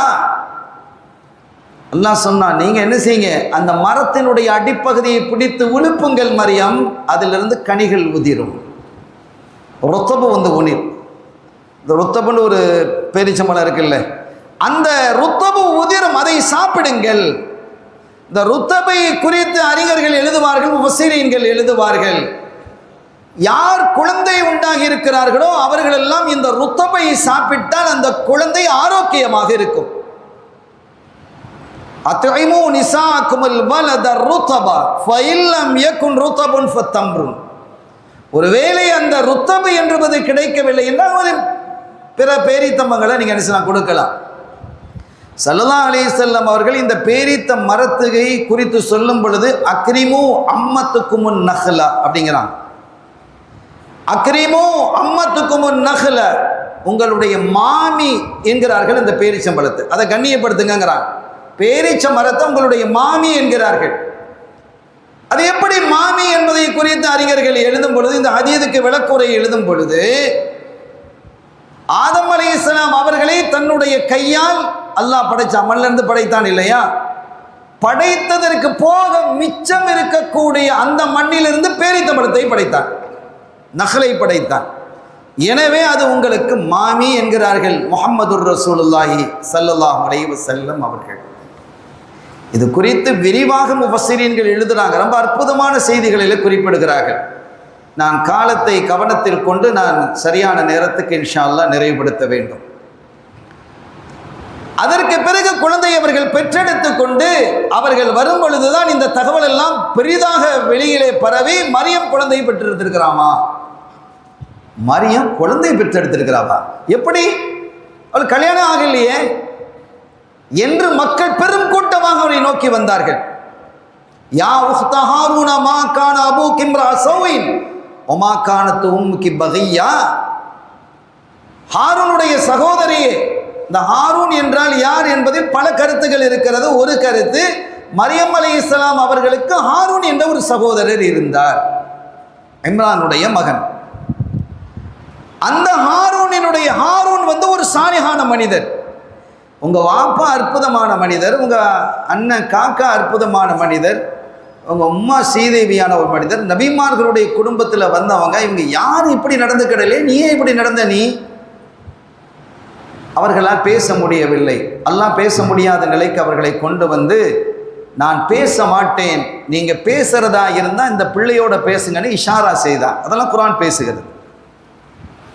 நான் பேச மாட்டேன், நீங்கள் என்ன ஏதாவது பேசுவதாக இருந்தால், கேட்பதாக இருந்தால் இந்த பிள்ளையோட நீங்க பேசுங்க அப்படின்னு அவங்க இஷாரா செய்யறாங்க. அப்ப அவங்க கேட்டாங்க, எனக்கு பைத்தியமா, பிள்ளை இப்பதான் பெத்துட்டு வந்திருக்கிற, தொட்டியில போட வேண்டிய பிள்ளையே, அதற்கு பாலையும் தயிரையும் பிரித்து பார்க்க தெரியாத ஒரு பிள்ளையை, அவங்க அப்படிதான் பேசினாங்க, பால் எது தயிர் எது என்று பிரித்து பார்க்க தெரியாத ஒரு பிள்ளை இடத்திலே போய் நீ நாங்க கேட்கிற கேள்வியை கேட்க சொல்றியே, எனக்கு அறிவு இருக்கா, நீ என்ன இப்படி மாறி போயிட்ட, உன்னை நாங்க எப்படி வைத்திருந்தோம், எவ்வளவு மரியாதையா வச்சிருந்தோம், இதற்கு முன்பாக இந்த பைத்துல் முகத்தஸை நிர்வகிக்கக்கூடிய பெண்கள் யாராவது இருந்தாங்களா அந்த ஹிதமத்திலே? முதல் முறையாக முதல் பெண்ணாக நீ இடம்பெற்று இருக்கிறாய். இத்தகைய சிறப்பு, இத்தகைய மகத்துவம், மாண்பெல்லாம் உனக்கு வழங்கியதற்கு பிறகு நீ இப்படி நடந்து கொண்டால் அது சரியா என்று கேட்டால், அந்த பச்சை குழந்தைகிட்ட ஒரு நாள் கூட ஆகல பிறந்து அந்த பிள்ளைகிட்ட பேச சொல்றியே நீங்கள் பேசுகிறேன்டா பேசுங்க, இல்லைன்னா என்னை விட்டுருங்க அப்படிங்கிற மாதிரி சைகனையிலேயே அவங்க சொல்லிக்கிட்டு இருக்கிறான். அந்த நேரத்தில் குழந்தை வாய் திறந்து பேசியது, கால இன்னி அப்துல்லா ஆத்தானியல் கிதாப வஜஅலனி நபியா, நான் அல்லாஹ்வினுடைய அடிமை, நான் அல்லாஹ்வினுடைய குழந்தை பேசுது. அந்த முதல் நாள் பிறந்த குழந்தை பேசுது, அல்லாஹ் எனக்கு வேதத்தை தருகிறான், என்னை நபியாகவும் ஆக்கியிருக்கிறான். இப்போ வயிற்றில் இருக்கும்போதே நபியாக இருக்கிறாங்க. செய்தனா ஈசா அலைஹிஸ்ஸலாம் அவர்கள் தாயினுடைய வயிற்றில் இருக்கும் பொழுதே நுபுவத்து வழங்கப்பட்டவர்கள். ஏன்னா அதனால தான் அம்மாவுடைய பேசிக்கிட்டு இருந்தாங்க. கால இன்னி அப்துல்லாஹ் ஆத்தானியல் கிதாப வஜஅலனி நபியா, அல்லாஹ் என்னை நபியாக ஆக்கியிருக்கிறான், வேதத்தை தந்திருக்கிறான். அந்த மக்கள் அரண்டுட்டாங்க. இந்த செய்தி பரவலாக போன போது அன்றைய காலத்திலே இருந்த யூதர்கள், பனு இஸ்ரவேலர்கள் தான், இவங்களும் பனு இஸ்ரவேலர்கள் தான், ஆனால் அதில் சில குழுக்கள் இருந்தது. இப்படி ஒரு நபி வருவாங்க நினைச்சிருந்தாங்க. எப்படி ரசூல் ஸல்லல்லாஹு அலைஹி வஸல்லம் அவர்களை நபி என்று ஏற்பதற்கு தெரிந்தும் ஏற்பதற்கு யூதர்கள் மறுத்தார்களோ, அதே போல ஈசா அலைஹிஸ்ஸலாமை மறுக்க ஆரம்பிச்சாங்க. அதோடு ஈசா அலைஹிஸ்ஸலாம் நிக்கல, வஸ்ஸலாமு அலைய யௌம உலித்து வ யௌம அமூத்து வ யௌம உபஅது ஹய்யா, நான் இந்த பிறந்த நாள், நான் மரணிக்கும் நாள், நான் நாளை எழுப்பப்படும் நாள், எல்லா நாளும் விழாவுக்குரிய நாள் என்றான். அப்போ ஈசா அலைஹிஸ்ஸலாம் அவங்கள பிறந்த நாள் மீலாது விழா, வஃபாத்து விழா, இதெல்லாம் சலாமான விழாவுக்குரிய நாள் என்று குர்ஆன் பேசுகிறது. அப்போ ரசூலுல்லாஹி ஸல்லல்லாஹு அலைஹி வஸல்லம் அவர்கள் பிறந்த நாள் என்பது விழாவுக்கெல்லாம் பெரிய விழா இல்லையா? ஈசா அலைஹிஸ்ஸலாம் பிறந்த நாளே விழான்னு சொன்னால், அதெல்லாமல் இன்னும் சில அவங்களுடைய மோஜிசாத்துக்களையும், மோஜிசாத்துக்கள் நடந்த நிகழ்வையும் விழாவுக்குரிய நாள் என்று குர்ஆன் பேசுகிறது, மாயிதா. இனி நாளடைவில் அவர்களை ஒரு குழு ஏற்றுக்கொண்டது, ஒரு குழு மறுத்தது. எல்லாம் பனு இஸ்ரவேலர்கள் தான். மறுத்ததோடு மாத்திரமல்லாமல் அவர்களுக்கு சங்கடங்களையும் தர ஆரம்பித்தது. ஒரு சமயத்தில் பாரசீகம், ஸல்லல்லாஹு அலைஹி வஸல்லம் பிறந்த போது பாரசீகத்தில் இருந்து, அங்கே தான் சிலை வணக்கங்கள் அதிகமாக இருந்தது. சிலைகள்லாம் விழுந்து நம்ம படிக்கிறோம் இல்லை.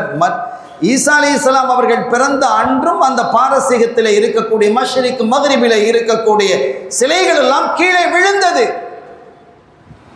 அதை பார்த்து அன்றைய காலத்தினுடைய அரசன், இது என்ன ஆச்சரியம், இதை விசாரிக்கணும். அப்படி விசாரித்த பொழுது இப்படி ஒரு நபர் பிறந்திருக்கிறார், ஒரு குழந்தை பிறந்திருக்கிறது, தந்தை இல்லாமல் பிறந்திருக்கிறது, தொட்டிலேயே பேசியதான். இன்னைக்கு வளர்ந்துடுச்சு. அது அவங்க கண்டுபிடிக்க காட்டிய நாளாச்சு. இன்னைக்குன்னா ஈஸியாக கண்டுபிடிச்சிடலாம், அது நாடு கடந்து கண்டுபிடிக்கணும் இல்லையா? இதை கேள்விப்பட்ட உடனே அந்த மன்னர் ஒரு நல்ல மன்னராக இருந்ததால் ஈசா அலைஹிஸ்ஸலாம் அவர்களுக்கும் மரியம் அலைஹிஸ்ஸலாம் அவர்களுக்கும் நிறைய பொருள்களை ஹதியாவாக கொடுத்து அனுப்புகிறார். அந்த பொருள்கள் எல்லாம் இங்கே வந்து சேருது. அப்படி வரும்பொழுது சிரியாவை தாண்டி வரணும். சிரியாவினுடைய மன்னர் கேட்கிறார், என்ன இது அப்படின்ட்டு.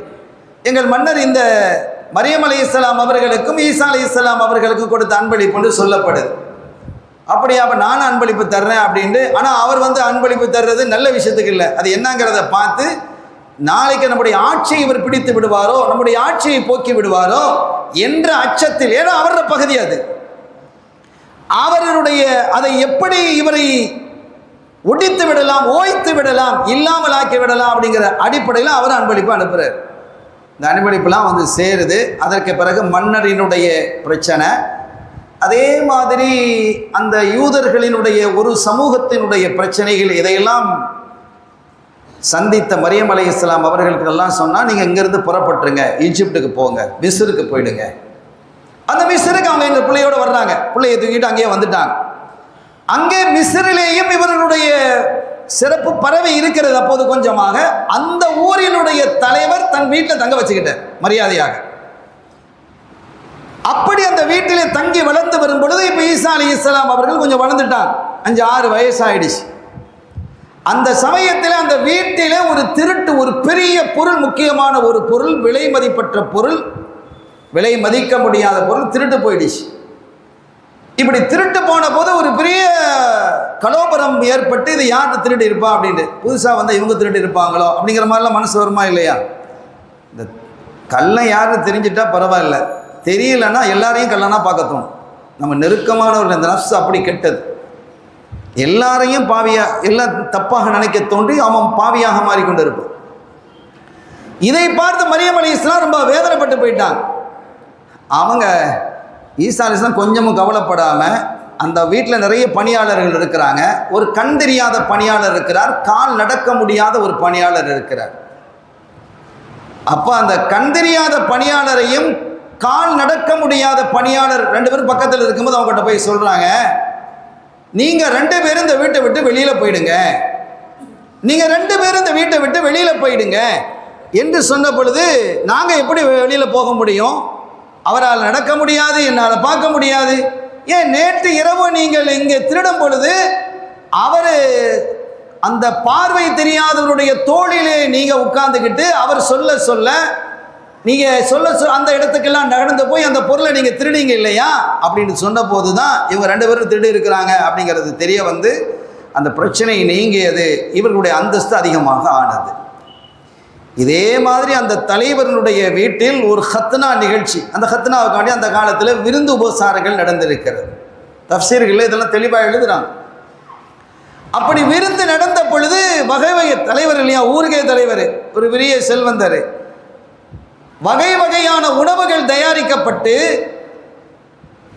மதுவும் அவர்களுக்கு வழங்கப்படும். ஒரு பெரிய சட்டியில் மது வச்சிருக்கும். எல்லா விருந்து தயாராகி பரிமாறக்கூடிய நிலையில் அந்த சட்டியை போய் பார்த்தா அதில் மது இல்லை. மது இல்லாமல் போனது, சாராயம் இல்லாமல் போச்சு. அவர் ரொம்ப திகைச்சு போயிட்டார்.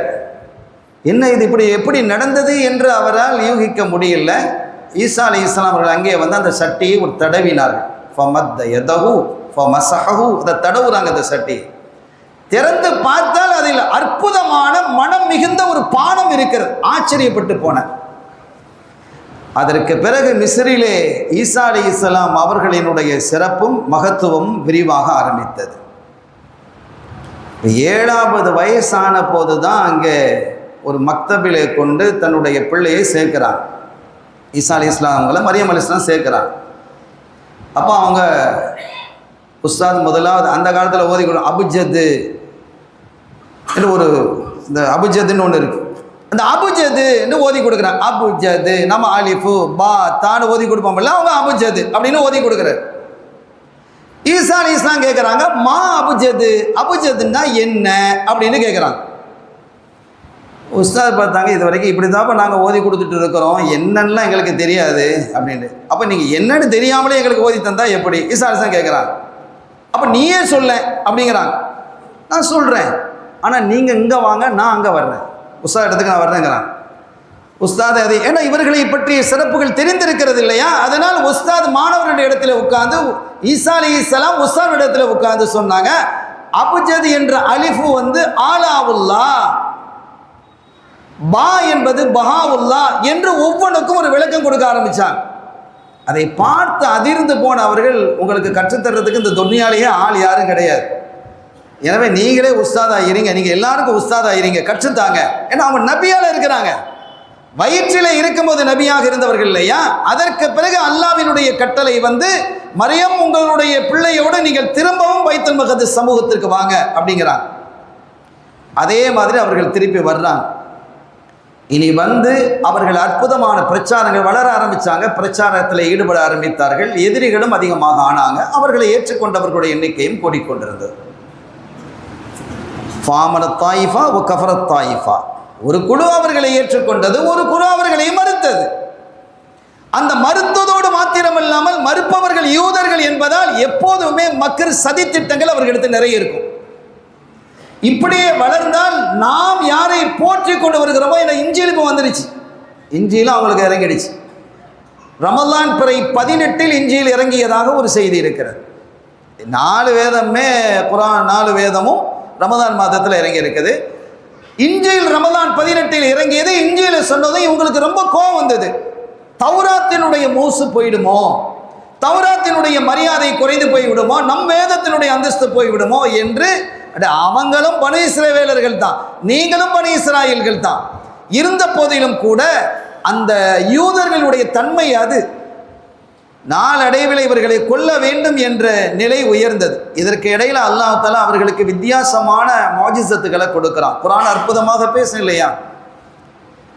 ஒரு நபியை அறிஞர்கள் எழுதுறாங்க, ஒரு நபி அல்லாஹ் அனுப்புறானா இருந்தா அந்த காலத்தில் உள்ளவர்கள் எப்படியோ அதுக்கு தகுந்தவாறு அனுப்புவான். உதாரணமாக மூசா அலைஹிஸ்ஸலாம் அவர்களுடைய காலத்திலே வாழ்ந்தவர்கள் சிஹ்ரு, வஞ்சனை, சூனியம், கண்கட்டி வித்த இதுல கைதேர்ந்தவர்கள். மூசா அலைஹிஸ்ஸலாம் அவர்கள் வரும் பொழுது அவர்களினுடைய அந்த செயல்பாடுகள் எல்லாம் கண்ணை பறிக்கக்கூடியதாக இருந்தது. மிரண்டு போயிட்டாங்க. அவங்களும் கம்ப போட்டாங்க, இவங்களும் கம்பத்துக்கு போட்டாங்க. அதுவும் பாம்பா மாறிச்சு, இதுவும் பாம்பா மாறிச்சு. சோபான் மலை பாம்பாக மாறி அவங்க போட்ட அந்த சாஹிரீன்கள், அந்த சூனியக்காரர்களுடைய அந்த கம்பிலிருந்து உருவான பாம்பை எல்லாம் இது விழுங்கியது என்று குர்ஆன் பேசுகிறதா இல்லையா? அப்ப அதுக்கு தகுந்தவாறு ஈசா அலைஹிஸ்ஸலாம் அவருடைய காலத்திலே வாழ்ந்தவர்கள் எப்படி வாழ்ந்தார்கள் என்றால் மருத்துவத்துறையிலே உச்சக்கட்டத்தில் இருந்தாங்க. பெரிய பெரிய நோய்களுக்கெல்லாம் அவங்க மருந்தை கண்டுபிடிச்சிருக்குதான்.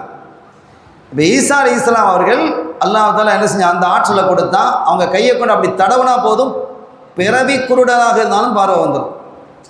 இன்னைக்கு பார்வை கம்மியாயிட்டா அதை பழைய முறையை கொண்டு வர்றதுக்கு உண்டான முயற்சிகள் இருக்கிறது. அது வெற்றிகரமாகவும் இருக்கிறது. கண்ணாடி கிளாஸை பொருத்துறது, ஒரு ஆப்ரேஷன் செய்கிறது.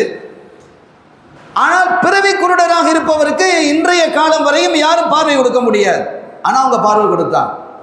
குஷ்டரோகிகளாக இருந்தால் வேற பல நோய்கள் இருந்தால் அவங்க அல்லாஹ்வுடைய உத்தரவு கொண்டு தடவுனா போதும் அவங்க சோமாயிடுவாங்க. ஏன் அதையெல்லாம் தாண்டி கும்பி இதினில்லா மௌத்தானவர்களை உயிராக்கக்கூடிய ஆற்றலை நாம் கொடுத்தோம் என்கிறான் அல்லாஹ். அல்லாஹ்வுடைய 2 ரக்காத் தொழுவாங்க, தொழுதுட்டு கும்பி இதினில்லா அப்படின்னு சொன்னால் போதும் அந்த மையத்தை எழும்பிடும். அப்படி எழும்பிய சரித்திரங்கள் நிறைய இருக்கு. அறிஞர்கள் எழுதுனாங்க, முதலாவதாக நடந்தது என்னன்னா, ஒரு முறை அவர்கள் ஒரு பகுதியை அப்படி கடந்து போறாங்க. அப்படி கடந்து போகும்போது அது ஒரு மக்பரா, மையவாடி. ஒரு பெண் இருந்து அழுதுகிட்டே இருக்கிறாங்க ஒரு கபருக்கு பக்கத்தில். ஏமா இப்படி அழுதுகிட்டு இருக்கிறான்னு கேட்குறாங்க. கொஞ்சனா என் மக நல்ல வளர்ந்த அற்புதமான ஒரு மக, என்னோட ரொம்ப பிரியமாக இருந்தா, ஒரு சாலிஹத்தான பிள்ளை தான், அவள் இறந்துட்டா என்னால் தாங்க முடியல. சரி பொறுமையாயிருமா. இல்லை இல்லை எனக்கு என் மகளை பார்க்கணுன்னு என்னால் தாங்க முடியல, நான் பார்க்கணுன்னு துடிக்கிறேன். பார்த்தே ஆகணுமா, பார்த்தே ஆகணும். 2 ரக்காத் தொழுதாங்க. கும்பி இதினில்லான்னாங்க. அந்த எழல்ல கும்பி இதினில்லா அப்படின்னாங்க. எழல்ல 3ஆவது தடவை எழுந்த போது அந்த பெண் எழுந்த ஒரு அழகான பெண்மணி எழுந்து நிற்கிறாங்க. அப்போ அவங்க கேட்டாங்க, ஏமா நான் 3 தடவை சொன்ன பிறகு நீ எழுந்து வரையன்னு கேட்கும் பொழுது, நான் முதலாவதாக சொல்ல என்னுடைய உறுப்புகள் எல்லாம் கபரிலே வைத்த போது தனித்தனியாக ஆகிவிட்டது. சில நாட்கள் போயிட்டால் உறுப்புகள்லாம் பிரிஞ்சிடுமா இல்லையா? அப்போ அன்னைக்கு மௌத்தானவங்க இல்லைங்கிறது தெரியுது. ஏதோ 2-3 நாளாக இருக்கலாம், சில நாட்கள் கடந்து போயிருக்கலாம். என்னுடைய உறுப்புகள் எல்லாம் கும்பி இதினில்லா என்று நீங்கள் சொன்னதோ அப்படியெல்லாம் இணைய ஆரம்பிச்சது. 2ஆவதாக எனக்கு நீங்கள் சொல்லும் பொழுது எனக்கு ரோகம் ஊதப்பட்டது. 3ஆவதாக நான் எழுந்து நிற்கிறேன் என்று சொல்லிட்டு தன்னுடைய தாயை பார்த்து, ஏமா 2 தடவை எனக்கு மௌத்தினுடைய அந்த கஷ்டத்தை சுவைக்க வைக்கிறாயே, இது நியாயமா? நான் நல்ல முறையில் தான் இருக்கிறேன். கபரிலே அல்லாஹ் என்னை கண்ணியப்படுத்தி இருக்கிறான். நீ ஃபுஸ்பிரி, நீ பொறுமையாக இருக்கணும். அல்லாஹ்வினுடைய நன்மையை இஹ்தஸிபி, அவன் தரக்கூடிய கூலிகளை நீ எதிர்பார்த்திருக்கிறமே தவிர நீ இப்படியெல்லாம் செய்யக்கூடாது, நீ பொறுமையாக இரு என்று சொன்ன பொழுது பழைய மாதிரி ஆகிவிடுன்னு சொன்னாங்க. அவங்க திரும்ப அவங்க கபரில் மூடிடுச்சு. அவங்க மீண்டும் அவங்க மரணிச்சிட்டாங்க. இதையெல்லாம் இல்லாமல் அந்த எதிரிகள் ஒன்று செஞ்சாங்க. இப்போ உள்ள ஆட்கள் இல்லை. நூஹ் அலைஹிஸ்ஸலாம் பல 1000 ஆண்டுகளுக்கு முன்பாக நூஹ் அலைஹிஸ்ஸலாம் அவருடைய மகனார், அந்த நூஹ் அலைஹிஸ்ஸலாம் அவருடைய மகனார் சாம், அவர் உங்களால் எழுப்ப முடியுமா? அவருடைய கபர் அங்கே பெருமல்லியமாக இருந்தது. நான் எழுப்புறேன்னாங்க. எழுப்புனா நான் உங்களை எல்லாம் ஈமான் கொள்றோம் அப்படிங்கிற மாதிரி. சல்லல்லாஹு இந்த சந்திரனை பிளந்து கேட்ட மாதிரி எழுப்புறேன்னாங்க. அப்படி எழுப்புனாங்க. எழுப்புனதோடு மாத்திரமல்லாமல் சாம் எழுந்து சொன்னார், நூஹ் அலைஹிஸ்ஸலாமுடைய தந்தையினுடைய காலத்தில் என்னென்ன நடந்தது, அந்த கப்பல் எப்படி கட்டப்பட்டது, கப்பலில் எப்படி நாங்கள் பிரயாணித்தோம், எல்லா வரலாறையும் அவர் பேசினார். அதற்கு பிறகு அவங்க என்ன செஞ்சிட்டாங்க, அந்த கபர் மூடிக்கொண்டது இந்த வரலாறு இருக்கிறது. ஆனாலும் அவங்க இஸ்லாத்தை ஏற்றுக்கிட இல்லை. அது அந்த யூதர்கள் தன்மை அப்படித்தானே. இதை விட வேடிக்கையான ஒரு செய்தி உண்டு. ஈசா அலைஹிஸ்ஸலாம் பொதுவாக அவங்களுக்குன்னு தனி ஒரு வீட்டை வைக்க இல்லை.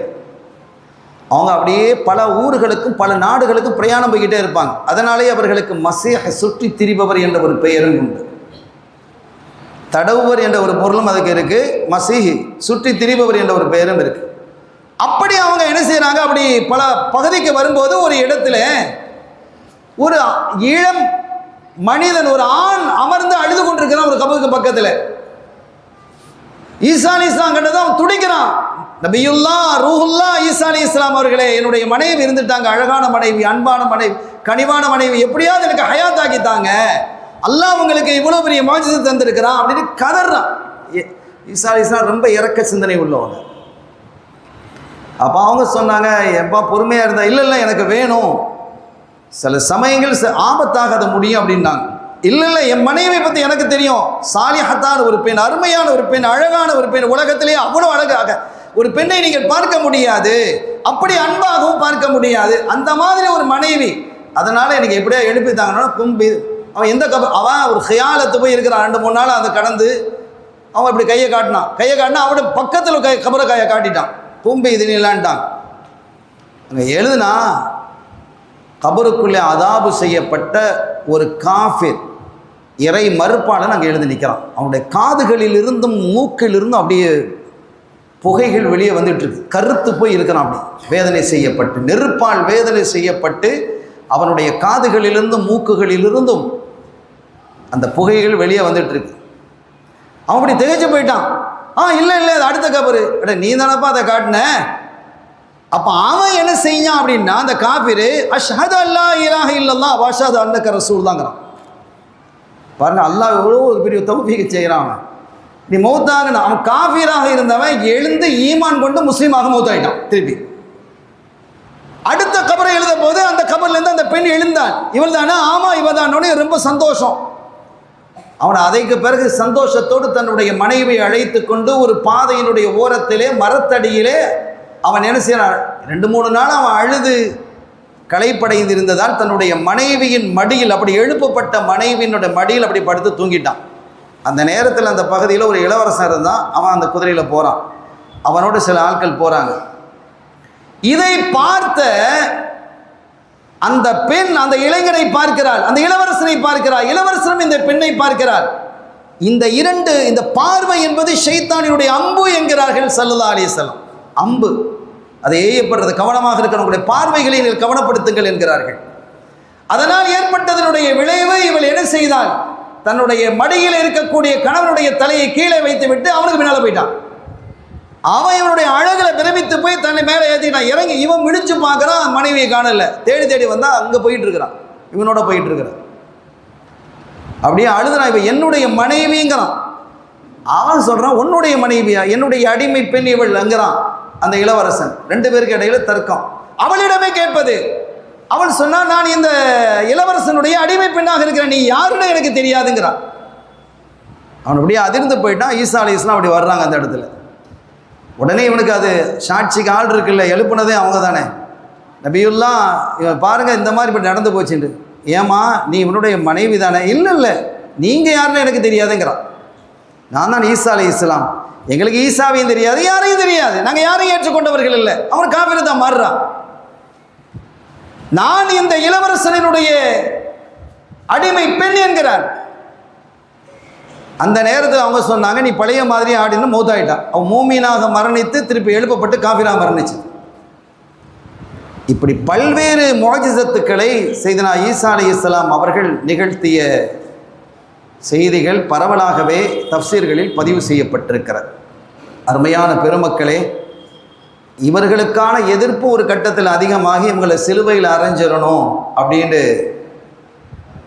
ஒரு முடிவெடுத்து அதற்கான முயற்சிகள் நடந்து அவங்க மறைந்திருக்கக்கூடிய இடத்திற்கு அந்த எதிரிகளுடைய வீரர்கள் உள்ள வர்றாங்க.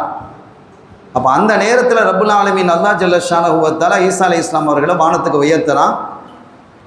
அங்கே இருந்த யூதாஸ் கிரியூத் என்று சொல்லக்கூடிய ஒருவரை ஈசா அலைஹிஸ்ஸலாமுடைய தோற்றத்தில் மாற்றப்பட்டு அவர்தான் சிலுவையில் அறையப்பட்டார். இது நீண்ட வரலாறு, நேரத்தை கருதி நான் சுருக்கிக் கொண்டேன்.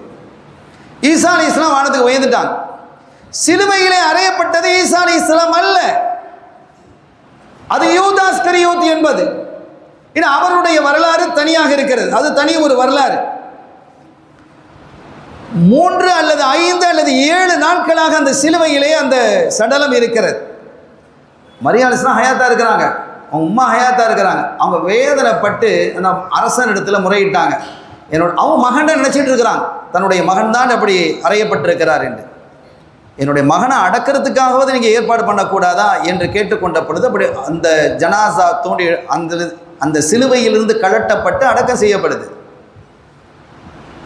ஒரு கட்டத்தில் அந்த ஜியாரத்து செய்வதற்காக தன்னுடைய சகோதரியை யஹ்யா அலைஹிஸ்ஸலாமுடைய அம்மா ஜக்கரியா அலைஹிஸ்ஸலாமுடைய மனைவி அழைத்துக்கு நம்ம 2 பேரும் போவோமா அப்படின்னு ஒரு மாலை வேளையிலே அவர்கள் போகும்போது அந்த கபருக்கு பக்கத்தில் ஒருத்தர் நிற்கிறார். யஹ்யா அலைஹிஸ்ஸலாமுடைய தாயார் முன்னால் போகிறாங்க, அவங்க அம்மா முன்னால் போகிறாங்க. அப்போ இவங்க சொல்கிறாங்க தன்னுடைய சகோதரி, நீங்கள் ஏன் முன்னால் வேகமாக போகிறீங்க? அங்கே ஒரு ஆண்மலை நிற்கிறாங்களே, அவங்களுக்கு நீங்கள் வைக்க மாட்டீங்களா? வைக்கிறது இல்லையா? இப்படியா நீங்கள் முன்னால் போகிறது அப்படின்ட்டு. அப்போ அவங்க கேட்டாங்க, மரியம் யார் இருக்கிறா? ஒருத்தர் இல்லையே. அப்போ உங்கள் கண்ணுக்கு தெரியலையா அப்படின்னு கேட்டாங்க. யாருமே இல்லையே, தெரியறதுக்கு யார் இருக்கிற? அந்த கபர் தான் இருக்குது, கபரு பக்கத்தில் யாரும் இல்லையே, ஒரு ஆள் நிற்கிறாரு, யாரும் இல்லையே அப்படிங்கிறாங்க. அப்போ நீங்கள் இங்கே நில்லுங்க, அங்கே நிற்பது ஜிப்ரைல், என்னுடைய கண்ணுக்கு மட்டும்தான் தெரிவாங்க. நேராக போனாங்க. ஜிப்ரைலா நீங்கள்? ஆமாம் நான் தான் ஜிப்ரைல். மரியம் நீங்கள் கவலைப்படாதீங்க, இங்கே அடங்கி இருப்பவர் உங்களுடைய மகன் அல்ல, அவர் இதுதான் ஸ்குரியோஸ். இதை உறுதிப்படுத்துவதற்கு வேண்டுமானால் இவருடைய வீட்டிலேயே அவரை காணாமல் தேடிக்கிட்டு அழுதுகிட்டு இருப்பாங்களா இல்லையா? அதை நீங்கள் போய் பார்க்கலாம். ஆகவே இவர் உங்கள் மகனை அல்லாஹ் தன் போகத்திலே உயர்த்தி கொண்டார், அவர் வானத்திலே இருக்கிறார். என் பிள்ளையை நீங்கள் சந்திக்கணுமே, அதுவும் அல்லாஹ் சொன்னான், உங்கள் மகனை நீங்கள் சந்திக்க முடியும், நாளை மறுநாள் இன்ன இடத்தில் இன்ன நேரத்தில் உங்களுடைய மகனை நீங்கள் சந்திக்கலாம்னு சொல்லிட்டு போயிட்டாங்க. அதே மாதிரி அவர்கள் எதிர்பார்த்திருந்தார்கள். 2 நாட்கள் அந்த இரவு நேரத்தில் அந்த இடத்திலே ஈசா அலைஹிஸ்ஸலாம் அவர்கள் இறங்குகிறார்கள். தன்னுடைய தாயை பார்த்து நேராக ஓடி வந்து அவர்களுடைய நெற்றியில் முத்தமிட்டு, என் அருமை தாயே, நான் ஹயாத்தாக தான் இருக்கிறேன், என்ன ஒன்றும் அவங்க என்ன செய்யலை, கொல்லலை, வேற ஒருத்தர் தான் அவரை கொண்டாங்க, நீங்கள் தைரியமாக இருங்க, பொறுமையாக இருங்க, அல்லாஹ் என்ன உயர்ந்த இடத்திலே வைத்திருக்கிறான் என்று சொல்லி அவர்கள் உயர்ந்தார்கள். சில காலத்திற்கு பிறகு, அதற்கு பிறகு 5 வருடங்களுக்கு கழித்து மரியம் அலைஹிஸ்ஸலாம் அவர்கள் தன்னுடைய 53வது வயதில் வஃபாத்தாராங்க. கண்ணியத்திற்குரிய பெருமக்களே, ஈசா அலைஹிஸ்ஸலாம் அவர்கள் இனி வருவாங்க. ஸல்லல்லாஹு அலைஹி வஸல்லம் சொல்றாங்க, கடைசி காலத்தில் வருவாங்க. டமஸ்கஸில் இருக்கக்கூடிய வெள்ளை மினாரா அந்த பள்ளியில் இறங்குவாங்க. ஸல்லல்லாஹு அலைஹி வஸல்லம் சொல்லும் பொழுது டமஸ்கஸில் அப்படி ஒரு பள்ளி இல்லை, ஆனால் இப்போ இருக்கு. இப்போ அந்த பள்ளி இருக்கு. அந்த மனாராவிலே மலக்குமார்களுடைய தோள்களில் தன் கையை வைத்துக் கொண்டு இறங்குவார்கள். அப்போது அங்கே மஹதி அலைஹிஸ்ஸலாம் அவர்கள் சுபூ தொழுது வைத்துக் கொண்டு இருப்பார்கள் என்றெல்லாம் தகவல் வருது. அப்படி வந்ததற்கு பிறகு அவங்க என்ன செய்வாங்க? தஜ்ஜாலை கொல்லுவாங்க. 40 ஆண்டு காலம் இங்கே வாழுவார்கள், கல்யாணம் முடிப்பாங்க, பிள்ளை பெறுவாங்க. அதற்கு பிறகு அவர்கள் மரணித்து இந்த உம்மத்தால் தொலை வைக்கப்பட்டு ஸல்லல்லாஹு அலைஹி வஸல்லம் அவருடைய ரவுலா ஷரீஃபிலேயே அவங்க அடக்கப்படுவாங்க. இந்த வரலாறுகளில் தெளிவாக பேசப்பட்டிருக்கிறது. இது ஈசா அலைஹிஸ்ஸலாம் அவருடைய வரலாற்றினுடைய ஒரு சிறு பகுதி தான். சரி, ஈசா அலைஹிஸ்ஸலாம் அவர்கள் செய்த உபதேசங்கள் எல்லாம் ரொம்ப ஆச்சரியமானது, அற்புதமானது. இந்த சமூகத்திற்கு அவர்கள் சொல்லி இருக்கக்கூடிய அந்த தகவல்களை பார்த்தால் மிக்க ஆச்சரியமாக இருக்கும். ஈசா நபியினுடைய போதனைகளில் அவங்க பெரும்பாலும் அவங்க ஒவ்வொரு நாளும் காலையில் விழிக்கும் போது ஒரு துஆ செய்வாங்களாம். அல்லாஹும்ம இன்னி அஸ்பஹது லா அஸ்ததீஉ தஃஅ மா அக்ரஹ் வலா அம்லிகு நஃபஅ மா அர்ஜு. இறைவா, நான் எதை வெறுக்கிறேனோ அதை தடை செய்வதற்கான ஆற்றல் என்னிடத்தில் இல்லை, நான் எதை ஆதரவு வைக்கிறேனோ அதை சொந்தப்படுத்திக் கொள்வதற்கான ஆற்றலும் என்னிடத்தில் இல்லை. என்ன கேட்டால் ஒன்றும் கிடையாது அப்படின்னு ஒரு அற்புதமான துஆ அவங்க படித்து தர்றாங்க. அவர்களுடைய போதனைகள் எல்லாம் மிக தனியாக ஒரு கிரந்தமாகவே எழுதப்பட வேண்டியது. அவ்வளவு அற்புதமான போதனைகள். தாலிபு துனியா மிதுல் ஷாரிபி மாஇல் பஹர். இந்த துனியாவையே தேடிக்கொண்டிருப்பவன் எதை மாதிரி தெரியுமா? யாரை மாதிரி தெரியுமா? கடல் தண்ணீரை குடிப்பவனை போன்று. அதை குடிக்க குடிக்க தாகம் அதிகமாகும். இந்த உலகத்தை துனியாவை தேட தேட அந்த ஆசை அதிகமாகிட்டு தான் இருக்கும். தொடர்ந்து அவர்கள் சொன்னார்கள், தூபா லிஐனின் நாமத் வலம் தஹதஸ் நஃப்ஸுஹா பில் மஅசியா வந்தபஹத் இலா கைரி இஸ்மின். ஒரு கண்ணுக்கு நான் வாழ்த்து சொல்கிறேன், கண்களுக்கு நான் வாழ்த்து சொல்கிறேன். எத்தகைய கண்கள் தெரியுமா? அது பாவம் இல்லாமல் தூங்கியது, பாவம் இல்லாமல் எழுந்தது. இன்றைக்கி கண்ணெலாம் ஃபோன்லேயே பார்த்துக்கிட்டே தானே நம்ம தூங்குகிறோம். இப்போ பாவத்தோடையே தூங்கக்கூடிய கண்கள்னு ஒரு கண்கள் இருக்குது. ஆனால் ஈசா அலைஹிஸ்ஸலாம் அவர்கள் பாவம் இல்லாமல் தூங்கக்கூடிய, பாவத்தை சந்திக்காத நிலையில் தூங்கும் கண்களுக்கு, பாவத்தை பார்க்காமல் எழக்கூடிய கண்களுக்கு நான் வாழ்த்துக்களை சொல்லுகிறேன் என்கிறார்கள். ஒரு தடவை செய்தினா மாலிக் இப்னு தீனார் அறிவிக்கிறாங்க, ஈசா அலைஹிஸ்ஸலாம் சொன்ன ஒரு செய்தியை. அவர்களுடைய ஹவாரியன்கள், இந்த ஹவாரியன்கள் ஈசா அலைஹிஸ்ஸலாம் அவர்களுடைய பிரத்யேகமான தோழர்கள். எப்படி அஸ்ஹாபு சுஃபா திண்ணை தோழர்கள் ரசூலுல்லாஹ் இருந்தாங்களோ அதே மாதிரி ஹவாரியன்கள் 12 பேர். இப்போ அவர்களோட என்ன செய்கிறாங்க, ஒரு பக்கமாக போகிறாங்க. ஒரு சடலம் அப்படியே கடந்து அதிலிருந்து இற்று போய் வாடை வந்து துர்வாடை வந்து கொண்டிருக்கிறது. ஹவாரியன்கள்லாம் சொன்னாங்க, என்ன வாடை, அசிங்கமான ஜீஃபத், இந்த கெட்ட வாடை வருகிறது என்று சொன்ன பொழுது ஈசா அலைஹிஸ்ஸலாம் சொன்னாங்களாம், அவருடைய பற்களை பாருங்கள், அந்த ஜனாசாவுடைய பற்களை பாருங்கள், எவ்வளவு வெண்மையாக இருக்கிறது. நீங்கள் குறைகளையே பார்த்து கொண்டிருக்காதீர்கள், நிறைகளை பார்க்க தேடுங்கள். அடுத்தவர்களிடத்தில் குறைகளை பார்க்கக்கூடாது என்ற அந்த போதனை அவர்கள் வழங்கினார்கள் என்பதை குறிப்பிட்டு காட்டினார்கள். அருமையான பெருமக்களே, ஸல்லல்லாஹு அலைஹி வஸல்லம் அவர்கள் குறித்து இன்ஜீலிலே நீண்ட செய்தி வழங்கப்பட்டிருக்கிறது. இன்ஜீலிலே நீண்ட செய்தி வழங்கப்பட்டிருக்கிறது. அந்த ஸல்லல்லாஹு அலைஹி வஸல்லம் அவர்களை நீங்கள் கண்ணியப்படுத்துங்கள் என்று உங்களுடைய உம்மத்துகளுக்கு நீங்கள் சொல்லி வாங்க. அவர்கள் எப்படிப்பட்டவர்கள் தெரியுமா என்ற ஒரு நீண்ட செய்தியை அந்த இன்ஜீலிலே அல்லாஹ் அறிவிக்கிறான். அதை பேசுவதற்கான கால அவகாசம் இல்லை. மொத்தத்தில் ஈசா அலைஹிஸ்ஸலாம் அவர்களுடைய அந்த வாழ்க்கை என்பது ஒரு அற்புதமானது, ஒரு புனிதமானது. அவருடைய பிறப்பும் ஆச்சரியமானது. ஒரு கட்டத்திலே இப்லீஸ், நான் நிறைவுக்கு வருகிறேன், ஒரு கட்டத்திலே இப்லீஸ் ஈசா அலைஹிஸ்ஸலாம் அவர்களிடத்தில் வந்து 2 வருஷமாக அவங்க எங்கெல்லாம் தொழுகிறாங்களோ அங்கெல்லாம் வந்து இவன் தொழுகிறான், இபாதத்தில் இருக்கிறான். தன்னை இப்லீஸ்னு காட்டிக்கிட இல்லை, அவங்களுடைய ஆட்கள் மாதிரி அந்த உம்மத்தில் உள்ள ஒரு ஆள் மாதிரியே காட்டிகிட்டு இருக்கான். ஒரு மலைக்கு மேலே நின்று தொழுதுட்டு இருந்தான். ஒரு கட்டத்தில், யார் ரூஹல்லா, அல்லாவின் தூய ஆவி அவர்களே, அல்லாஹ் நிர்ணயித்தது தானே நடக்கும். ஆமாம், அவன் நாடாதது எது நடக்குமா? நடக்காது. அப்படின்னா ஒன்று செய்யுங்களேன் பார்க்கலாம் எப்படின்ட்டு. என்ன, இந்த மலையிலிருந்து நீங்கள் குதிக்கணும், இந்த மலையிலேருந்து உச்சியிலேருந்து நீங்கள் குதிச்சிருங்க, நீங்கள் இறக்குறீங்களா இல்லையாங்கிறத பார்த்துடலாம். அல்லாஹ் அவங்களை எப்படி நாடிக்கிறான்னு பார்க்கலாமா இல்லையா? ஈசா அலைஹிஸ்ஸலாம் சொன்னாங்க, நீ இல்லை மல்ஊன், நீ ஷைத்தாங்கிறது இப்போ தான் எனக்கு தெரியுது. ஒன்று தெரிஞ்சிருக்கோ, அல்லாவை சோதித்து பார்க்காத, அல்லாஹ் தான் நம்ம சோதிப்பான்.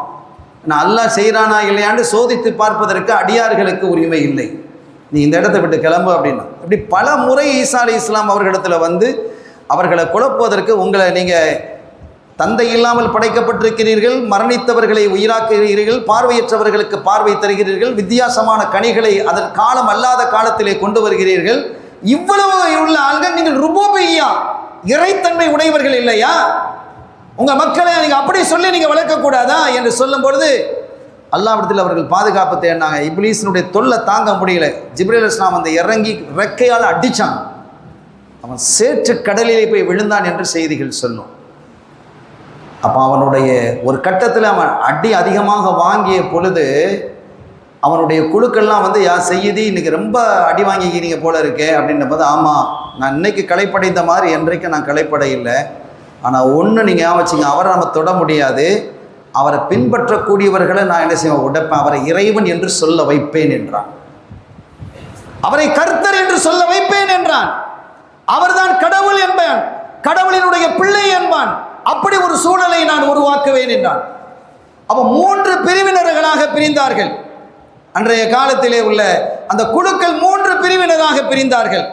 ஒன்று, அவர்தான் இறைவன், இல்லை, இன்னொரு குழுவை இறைவனுடைய மகன் என்று சொல்ல வைத்தான். ஒரு குழு அவர் கர்த்தர்னு சொல்ல வச்சான், இன்னொரு கர்த்தனுடைய மகன் தேவபிதா, இன்னொன்று தேவனுடைய மகன் தேவகுமாரன் என்று சொல்ல வைத்தான். 3ஆவதாக அவர்களை ஏற்றுக்கொண்ட ஒரு குழு இருந்தது. அவர்கள் இறைவனும் அல்ல, இறைவனுடைய மகனும் அல்ல, மாறாக அவர்கள் இறை தூதர் என்று சொல்லக்கூடிய முஸ்லிம்களாக வாழ்ந்தவர்கள். எதை கொண்டு வந்தாங்களோ அந்த அடிப்படையில் வாழ்ந்தவங்க.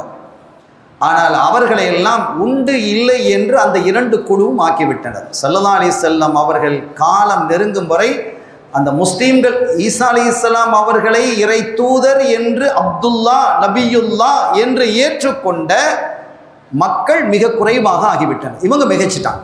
இதுதான் அந்த காலத்தில் நடந்தது. ஸல்லல்லாஹு அலைஹி வஸல்லம் அவர்கள் வந்ததற்கு பிறகு அது மாறியது. அருமையான பெருமக்களே, இதுதான் ஈசா அலைஹிஸ்ஸலாம் அவர்கள் மீது நாம் கொள்ள வேண்டிய கொள்கை என்பதை கூறிக்கொண்டு இன்றைய தினம் பிறை 13 இப்னு ஹஜர் இமாம் அல் ஹைத்தமி அவர்களுடைய நாள் என்பதால் ஒரு பரக்கத்திற்காக அவர்களுடைய ஒரு சிறு குறிப்பை சொல்லி நான் நிறைவுபடுத்துகிறேன். ஷேகுல் இஸ்லாம் அஹ்மத் இப்னு முஹம்மது இப்னு அலியுல் ஹஜரி சஅதியில் ஹைத்தமியில் மக்கி. இவங்களுடைய பெயர் அஹ்மத், அவங்க வாப்பா பேர் முஹம்மது, அவங்க வாப்பா பேர் அலி. இப்னு ஹஜர் என்று இவர்களுக்கு ஏன் பெயர் வந்தது என்று சொன்னால், யார் இவங்களை பற்றி பேசினாலும் எந்த குறை சொன்னாலும் அப்படியே கல் மாதிரியே இருப்பாங்க. அட இவ்வளோ திட்டுறா, நீங்கள் கல் மாதிரி இருக்கிறீங்க, நான் அமைதியாக இருக்கிறேன்ல, அப்படி தான் இருக்கணும். இதே மாதிரி எல்லாரும் பழகிக்கங்கம்பாங்க. யார் ஏசினாலும் கூட அவங்க பதில் சொல்ல மாட்டாங்க, அமைதியாக இருப்பாங்க. அதனாலேயே அவர்களுக்கு இப்னு ஹஜர். இப்னு ஹஜர்னா கல்லினுடைய மகன் அல்ல, கல்லை பற்றி பிடித்து கொண்டிருப்பவர் என்று அர்த்தம். அபு இப்னுக்கு இந்த அர்த்தம் உண்டு. அப்படி அவர்கள் வாழ்ந்தவர்கள். இவர்கள் பிறந்தது மேற்கு எகிப்தில் இருக்கக்கூடிய ஹைத்தம் என்ற இடத்துல அவங்க பிறக்கிறாங்க. ஹிஜ்ரி 909 பிறக்கிறாங்க. அதாவது 1504 கிபி அவர்கள் அங்கே பிறக்கிறாங்க. பிறந்த காலகட்டத்தில் அவங்க பெரிய ஒரு இல்மாலியாக இருக்க இல்லை. ஒரு மனிதர் இடத்துல போய் படிக்க போனாங்க, ஹிதுமத்தில் இருந்தாங்க. அந்த மனிதர் சொன்னாங்க, அவங்க ஒரு உஸ்தாத் சொன்னாங்க, நல்ல ஹிதுமத் செய்கிறான், நல்ல படிவிடை செய்கிறான், ஆனால் உனக்கு இல்மு லாய்க்கு இல்லை அப்படின்னு சொல்லிட்டாங்க. அதோடு அவங்க விட்டுட்டு வந்துட்டாங்க. அது அவர்களுடைய கல்வியில் பதிந்து இந்த இல்மினுடைய உச்சத்தை தொட வேண்டும் என்ற அந்த வேகமும் வெறியும் ஏற்பட்டு எல்லா துறைகளிலும் உச்சத்தை தொட்டாங்க. முஹத்திதாக அவர்கள் திகழ்ந்தார்கள். அதீதை அறிவிக்கக்கூடியவர்களாக, ஒரு ஃபகீஹாக, சட்ட நிபுணராக, வரலாற்று பேராசிரியராக, இலக்கண ஆய்வாளராக, மொழியியல் வல்லுநராக, ஃபத்வா கொடுக்கக்கூடிய தீர்ப்பாளராக, குர்ஆனுக்கு விளக்கம் செய்யக்கூடிய முஃபஸ்ஸீராக, தஸவ்வுஃப் என்று சொல்லக்கூடிய ஆன்மீகவாதியாக, எல்லா துறையிலும் அவங்க தடம் பதித்தார்கள். அவர்கள் தடம் பதிக்காத கலையே இல்லை என்று சொல்லக்கூடிய உச்சத்தை தொட்டவர்கள். பல நாடுகளுக்கு அவர்கள் சென்றாங்க. ஆனால் அவங்க பிறந்தது என்னமோ இஜிப்டில் தான், ஒன்று மிஸ்ரின்னு சொல்லியிருக்கணும். ஆனால் அவங்களுக்கு மக்கீடு பேர் இருக்குது. மக்காவில் பிறந்தா தானேங்கணும். காரணம், அவர்கள் நீண்ட காலமாக மக்காவிலே போய் குடியேறி அல்லாஹ்வினுடைய காபத்துல்லாவுக்கு அருகிலேயே இருக்க வேண்டும் என்று அங்கே போய் கடைசி வரைக்கும் இருந்துட்டாங்க. வாழ்நாள் முழுவதும் அவர்கள் அங்கே இருந்ததின் காரணத்தினால் அவர்களுக்கு மக்கி அப்படின்னு பேர் வந்தது. இப்போ சில பேர் வெளியூர்லேருந்து நம்ம ஊரில் வந்து சேர்றாங்க, காயல்கிற பேர் இணைதா இல்லையா? அதே மாதிரி மக்கி என்ற பெயர் அவர்களுக்கு என்ன செய்தது, இணைந்தது என்று அவர்கள் சொல்வார்கள். ஹிஜ்ரி 974 1567 கிபி அந்த வருஷத்தில் அவங்க என்ன செய்கிறாங்க, மரணிக்கிறாங்க. அவங்க ஜன்னத்துல் முஅல்லா மக்காவில் இருக்கக்கூடிய அந்த பிரசித்தி பெற்ற மையவாடியில் அவர்கள் அடக்கப்பெறுகிறார்கள். இவர்களுடைய பிரபல்யமான மாணவர் யாருன்னு சொன்னால், மிஷ்காத்தினுடைய ஷரஹ மிர்காத் என்று இருக்குது. அந்த மிர்காத்தினுடைய ஆசிரியராக இருக்கக்கூடிய முல்லா அலியுல் காரி ரஹ்மஹுல்லா அவர்கள் இவர்களுடைய பிரதானமான மாணவர் என்பதே. ஏன்னா மிர்காத்தை எல்லாரும் ஓதுவாங்க, எல்லா மதரசாலையும் ஓதுவாங்கிறதுக்காக சொல்லித்தர்றோம். கண்ணியத்திற்குரிய பெருமக்களே, வாழ்நாளிலே மிக அதிகமான நேரத்தை குர்ஆன் ஷரீஃப் ஓதுவதிலேயே அவர்கள் செலவழிச்சிருக்கிறாங்க. அவர்கள் பல்வேறு கிரந்தங்களை, நிறைய கிதாபுகள் எழுதியிருக்கிறாங்க, எல்லா துறையிலையும் எழுதியிருக்கிறாங்க. ஆனால் உலகத்தில் எல்லா இஸ்லாமிய மக்கள் மத்தியிலேயும், உலமாக்கள் மத்தியிலேயும், எல்லா நாட்டில் இருக்கக்கூடிய மத்தியிலையும் இவங்களுடைய கிதாப் ஒன்று ரொம்ப பிரபல்யம். துஹ்ஃபத்துல் முஹ்தாஜ் பி ஷரஹில் மின்ஹாஜ். இமாம் நவவி ரஹ்மத்துல்லாஹி அலைஹி அவங்க எழுதியிருக்கக்கூடிய மின்ஹாஜ் என்ற கிதாபுக்கு இவங்க என்ன செஞ்சிருக்கிறாங்க, துஹ்ஃபத்துல் முஹ்தாஜ் என்று ஒரு அற்புதமான ஷாஃபி கிதாப். ஷாஃபி மதாபினுடைய சட்ட வல்லுனர். இவங்களும் இமாம் ரமலி ரஹ்மத்துல்லாஹி அலைஹி சேர்ந்து ஒரு விஷயத்தை சொல்லி இருந்தா, அந்த சொல் மிக வலிமையானது, வல்லமையானது, உடைக்க முடியாதது என்பார்கள். அவ்வளோ பெரிய அறிவாற்றல் மிக்கவர்களாக திகழ்ந்தார்கள். எல்லா துறையிலும் இருந்தாலும் குறிப்பாக ஃபன்னுல் ஃபிக்ஹ் என்று சொல்லக்கூடிய சட்டக்கலையிலே அவர்கள் உச்சத்தை தொட்டவர்கள். அது அல்லாமல் அல் ஃபத்தாவல் குபுரல் ஃபிக்ஹியா, அஸ் ஜவாஜிர், மப்லகுல் அரபி ஃபி ஃபதாயிலில் அரப், அல் ஜௌஹருல் முனல்லம், அல் ஹைராத்துல் ஹசனாத் என்று பல கிதாபுகளை என்ன செஞ்சிருக்கிறாங்க, எழுதியிருக்கிறாங்க. எல்லா துறையிலும் எழுதியவர்கள். இல்முக்கான ஒரு இடத்தை அடையாளமிட்டு தந்தவர்களிலே மிக முக்கியமானவர்கள் இப்னு ஹஜர் ஹைத்தமி ரலியல்லாஹு தஆலா. இன்னொரு இப்னு ஹஜர் இருக்கிறாங்க, அது நம்ம புகாரிக்கு ரொம்ப சொந்தக்காரங்க, புகாரிக்கு இந்த கிரந்தத்துக்கு இப்னு ஹஜர் அஸ்கலானி. அவங்க புகாரிக்கு விளக்குரை எழுதியவர்கள், இந்த மஜ்லிஸுக்கு மிக தொடர்புடையவர்கள். ஆனால் இவங்க வேற, அவங்க வேற. ஆனால் இவங்களுக்கு இப்னு ஹஜர் ஹைத்தமி இவர்களுக்கு 200 வருஷத்துக்கு முந்தியவங்க அவங்க அஸ்கலானி என்பது வரலாறு பேசும். எனவே இவர்களினுடைய வாழ்நாள் முழுவதும் இல்முக்காக தன்னுடைய காலத்தை கல்விக்காக அர்ப்பணிப்பதிலேயே செலவிட்டவர்கள். அற்புதமான உலமாக்களை, மாணவர்களை உருவாக்கியவர்கள். ஆரம்ப காலத்தில் எஜிப்டினுடைய அஸ்ஹரில் அவங்க என்ன செய்யாங்க, இப்போ இருக்குல்ல அஸ்ஹர் பல்கலைக்கழகம், அதில் படித்தவங்க. அதில் படித்து இமாம் பூசரி ரஹ்மத்துல்லாஹி அவங்களும் அஸ்ஹரில் படித்தவங்க தான். இப்படி பெரும் அறிஞர்கள் எல்லாம் அஸ்ஹரில் படிச்சிருக்கிறாங்க, இவங்களும் அதில் படித்தவங்க. இத்தகைய மொத்தத்தில் இல்முக்கான அற்புதமான இடத்தை இந்த சமூகத்திற்கு கற்றுத்தந்தவர்கள், அதை சரியாக நீங்கள் பயன்படுத்தி கொள்ள வேண்டும் என்று குறிப்பிட்டவர்கள். நாளை மறு உலகத்தில் இல்முக்கான அந்தஸ்து அல்லாஹ்விடத்தில் மிக உயர்வானது என்பதை பல கட்டத்திலே அவர்கள் சொல்லி தந்திருக்கிறார்கள். இத்தகைய பெருமகனாரினுடைய நினைவு நாளையும் அவர்கள் ஆற்றிய சேவைக்காக இந்த இடத்தில் நாம் நினைவு கூறி, வல்ல அல்லாஹ் அவர்களுடைய ஃபைது என்று சொல்லக்கூடிய அந்த அருள் பெருமழையை நம் மீதும் நம் சார்ந்தவர்கள் மீதும் நம்முடைய சந்ததிகள் மீதும் மழையென பொழிவானாக. இந்த மஜ்லிஸை கபூல் செய்வானாக. நம்முடைய பாவ பிழைகளை மன்னிப்பானாக, குறைகளை மறைப்பானாக. இந்த மஜ்லிஸை மேலும் சிறக்கச் செய்வானாக. ஈருலக சௌபாக்கியங்களின் தந்தருள் பாலிப்பானாக. நமது நாட்டு திட்டங்களை நிறைவேற்றி மகத்தான சுமனுப்பதிகளை கண்மணியாம் பொன்மணி முஹம்மது ரசூலுல்லாஹி ஸல்லல்லாஹு அலைஹி வஸல்லம் காலடியில் அமர்ந்து எல்லாவற்றுக்கும் மேலாக அவருடைய திருலிகா என்ற அற்புதமான காட்சியை காணக்கூடிய மகத்தான பாக்கியத்தை அல்லாஹ் எனக்கும் உங்களுக்கும் நம்மை சார்ந்தவர்களுக்கும் நசீவாக்கி வைப்பானாக. யஹ்கி ஹபீபிஹி ஸல்லல்லாஹு அலைஹி வஸல்லம். எல்லாம் வல்ல அல்லாஹ்வின் அருளையும் ஸல்லல்லாஹு அலைஹி வஸல்லம் ஷஃபாஅத்தையும் பெறுவோமாக. வஆஹிரு தஅவானா அல்ஹம்துலில்லாஹி ரப்பில் ஆலமீன். வஸ்ஸலாமு அலைக்கும் வரஹ்மத்துல்லாஹி வபரகாத்துஹு. அஸ்ஸலாமு அலைக்கும் வரஹ்மத்துல்லாஹி வபரகாத்துஹு. கருவினுள் உருவமைத்த கருணாகரனே, உருவமில்லா பரம்பொருளே இறைவா, உனது அருள் வேண்டி ஆளும் இறைவனின் அருள் பெற்ற இறைத்தூதர், நாளும் எமை காக்கும் நல்ல முதாம் ரசூல் கண்மணி நாயகம் ஸல்லல்லாஹு அலைஹி வஸல்லம் அவர்களின் திவ்ய ஹதீஸ் மணிமொழி கோர்வையாம் அல் ஜாமிஉ ஸஹீஹுல் புகாரி எனும் பரிசுத்த ஹதீஸ் கிரந்தமதை இதய சுத்தியுடன் ஓதும் எழில்மிகு மாமன்றம் புனிதமிகு மஜ்லிஸுல் புகாரி ஷரீஃபின் 99ஆம் வருடத்தின் 13ஆம் தினமாகிய இன்று விசேஷ தினமாகும். கல்லுடைந்தாலும் சொல்லுடையாது என்ற சொல்லுக்கு சொந்தக்காரர் இமாம் இப்னு ஹஜர் ஹைத்தமி ரலியல்லாஹு தஆலா அன்ஹு அவர்களின் நினைவு தினமாகும். இன்று ஓதப்பட்ட ஹதீஸ் மாமணிகளுக்கு விளக்க உரையும் இமாம் அவர்களின் வாழ்க்கை வரலாற்று சுருக்கத்தையும் அல் ஜாமிஉ அல் கபீர் பெரிய குத்பா பள்ளியின் ஹத்தீபும் அஸ்கருர் ரஹ்மான் மகளிர் அரபிக் கல்லூரியின் நிர்வாகியுமான மௌலவி அல் ஹாஜ் அல் ஹாஃபில் ஹெச்ஏ அஹ்மத் அப்துல் காதிர் ஆலிம் மஹ்தரி அவர்களால் விளக்க உரை தரப்பட்டு இறையருள் சூழ இனிதை நிறைவு பெற உள்ளது இன்றைய மஜ்லிஸ். அல்ஹம்துலில்லாஹ். வல்ல ரஹ்மான் இம்மஜ்லிஸை முழுமையாக கபூல் செய்வானாக. ஆமீன். இன்ஷா அல்லாஹ். நாளை பிறை 14 நாளை ஓதப்படும் ஹதீஸ் மணிமொழிகளுக்கு 2 ஆலிம் பெருந்தகைகள் விளக்க உரை தர உள்ளார்கள். கேரளா குட்டிக்காட்டூர் ஜாமியா அன்வாரியா அரபிக் கல்லூரியின் ஹிஃபுது பிரிவு பேராசிரியர் மௌலவி அல் ஹாஃபில் என்.கே. ஹாஜா முஐனுத்தீன் ஆலிம் மஸ்லஹி அவர்களும், கூத்தாநல்லூர் ஃபைசுல் பாக்கியாத் அரபிக் கல்லூரியின் பேராசிரியர் மௌலவி அல் ஹாஃபில் எம்.ஏ. நூஹு நிப்ராஸ் ஆலிம் அன்வாரி அவர்களும் தர உள்ளார்கள். எனவே பொதுமக்கள், பெருமக்கள், தாய்மார்கள் முன்கூட்டிய மஜ்லிஸிற்கு வருகை தந்து அல்லாஹ்வின் நல்லருளையும் அருமை கண்மணி நாயகம் ஸல்லல்லாஹு அலைஹி வஸல்லம் அவர்களின் நல்லாசியும் பெற்றேக மிக அன்புடன் வேண்டுகிறோம். வீட்டு உண்டியல் வைத்திருக்கக்கூடிய உள்ளூர் பொதுமக்கள் உங்களது உண்டியல் காணிக்கையினை அலுவலகத்தில் செலுத்தி அதற்குரிய ரசீதை பெற்றேக வேண்டுகிறோம். அடுத்து இன்றைய தினத்தின் செலவினை சொல்கார் தரு மர்ஹூம் பீனா சேனா சையீத் அஹ்மது அவர்களின் குடும்பத்தார்கள் ஏற்றுள்ளார்கள்.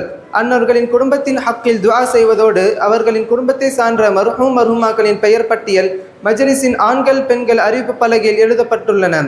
அன்னவர்களின்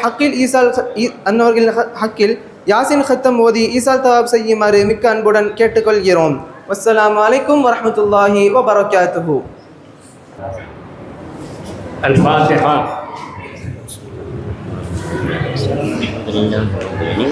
الحمد لله رب العالمين الرحمن الرحيم مالك يوم الدين. صراط الذين أنعمت عليهم غير المغضوب عليهم ولا الضالين. بسم الله الرحمن الرحيم ياسين والقرآن الحكيم إنما أمره أراد شيئا يقول له وسبحان الذي بيده ملك كل شيء. الفاتحة. الحمد لله رب العالمين الرحمن الرحيم مالك يوم الدين إياك نعبد اهدنا الصراط المستقيم صراط الذين المغضوب عليهم ولا الضالين. قل هو الله أحد الله الصمد لم يلد ولم يولد. بسم الله الرحمن الرحيم قل هو الله أحد الله الصمد. بسم الله الرحمن الرحيم قل هو الله أحد الله الصمد. بسم الله الرحمن الرحيم قل أعوذ برب الفلق من شر ما خلق من شر غاسق من شر النفاثات في العقد من شر حاسد. بسم الله الرحمن الرحيم قل أعوذ برب الناس ملك الناس إله الناس الذي يوسوس في صدور. الحمد لله رب العالمين حمدا يوافي نعمه ويكافي مزيدا واعف عنا يا كريم يا رحيم يا الله. اللهم صل وسلم وبارك وكرم على رسوله سيدنا محمد وعلى آل سيدنا ونبينا مولانا محمد وبارك وسلم عليه. اللهم صل وسلم على سيدنا محمد الناطق بالحق والداعي للرشد والهادي إلى الصواب حجته البالغة وبرهانه القوي ودعوته العامة. اللهم فكما شرفتنا بسماع حديثه القويم واهدنا صراطه المستقيم. اللهم إنا قرأناه وسمعناه مقرين بالعجز عن الإحاطة بمعناه. اللهم فكما أكرمتنا بسماع ألفاظه وجعلنا من جملته وحفاظه. اللهم قرب إلى فهامنا بعيد معاني ووفقنا للعمل بمقتضى ما ورد من الأحكام فيه وامتثال أوامره واجتناب بنواهيه. اللهم إنا بك وبما جاء به هذا النبي مؤمنون وبما أخبرنا به من الغيب والوعد والوعيد مصدقون. فثبت اللهم بحرمة ذلك الإيمان والتصديق في قلوبنا واغفر ببركته جميع ذنوبنا. اللهم أوصل مثل ثواب ما قرأنا من كلامك العزيز هذه هدية واصلة ورحمة نازلة وبركة شاملة وتحفة كاملة من إلى روح سيدنا ونبينا مولانا محمد صلى الله عليه وسلم خاصة ثم إلى أرواح جميع المسلمين والمسلمات والمؤمنين والمؤمنات ثم إلى أرواح جميع المؤسسين والواقفين والناصرين والساعين لهذا المجلس الشريف ثم إلى روح أمير المحدثين أبو عبد الله محمد بن إسماعيل البخاري رحمه الله. اللهم اغفر لهم وارحمهم وحشرهم في زمرة المتقين. اللهم إنا نسألك علما نافعا وعملا متقبلا ورزقا واسعا وحلالا طيبا وشفاء من كل داء. اللهم بارك لنا فيما رزقتنا وتجاراتنا ومعاملاتنا في مجلسنا وفي أولادنا وفي بناتنا برحمتك يا أرحم الراحمين. اللهم طهر قلوبنا عن غيرك ونور قلوبنا بنور معرفتك أبدا أبدا يا الله. ربنا لا تزغ قلوبنا بعد إذ هديتنا وهب لنا من لدنك رحمة إنك أنت الوهاب. ربنا تقبل منا إنك أنت السميع العليم وتب علينا إنك أنت التواب الرحيم. ربنا آتنا في الدنيا حسنة وفي الآخرة حسنة وقنا عذاب النار. ربنا اغفر لنا ولوالدينا رب ارحمهما كما ربياني صغيرا. وصلى الله تعالى وسلم على خير خلقه سيدنا محمد النبي الأمي وعلى آله وأزواجه وأتباعه أجمعين. سبحان ربك رب العزة عما يصفون وسلام على المرسلين والحمد لله رب العالمين. سبحان ربك رب العزة عما يصفون وسلام على المرسلين والحمد لله رب العالمين. سبحان ربك رب العزة عما يصفون وسلام على المرسلين والحمد لله رب العالمين. صلى الله على محمد وعليه وسلم. صلى الله على محمد صلى الله عليه وسلم. ஸல்லல்லாஹு அலா முஹம்மத் யா ரப்பி ஸல்லி அலைஹி வஸல்லம்.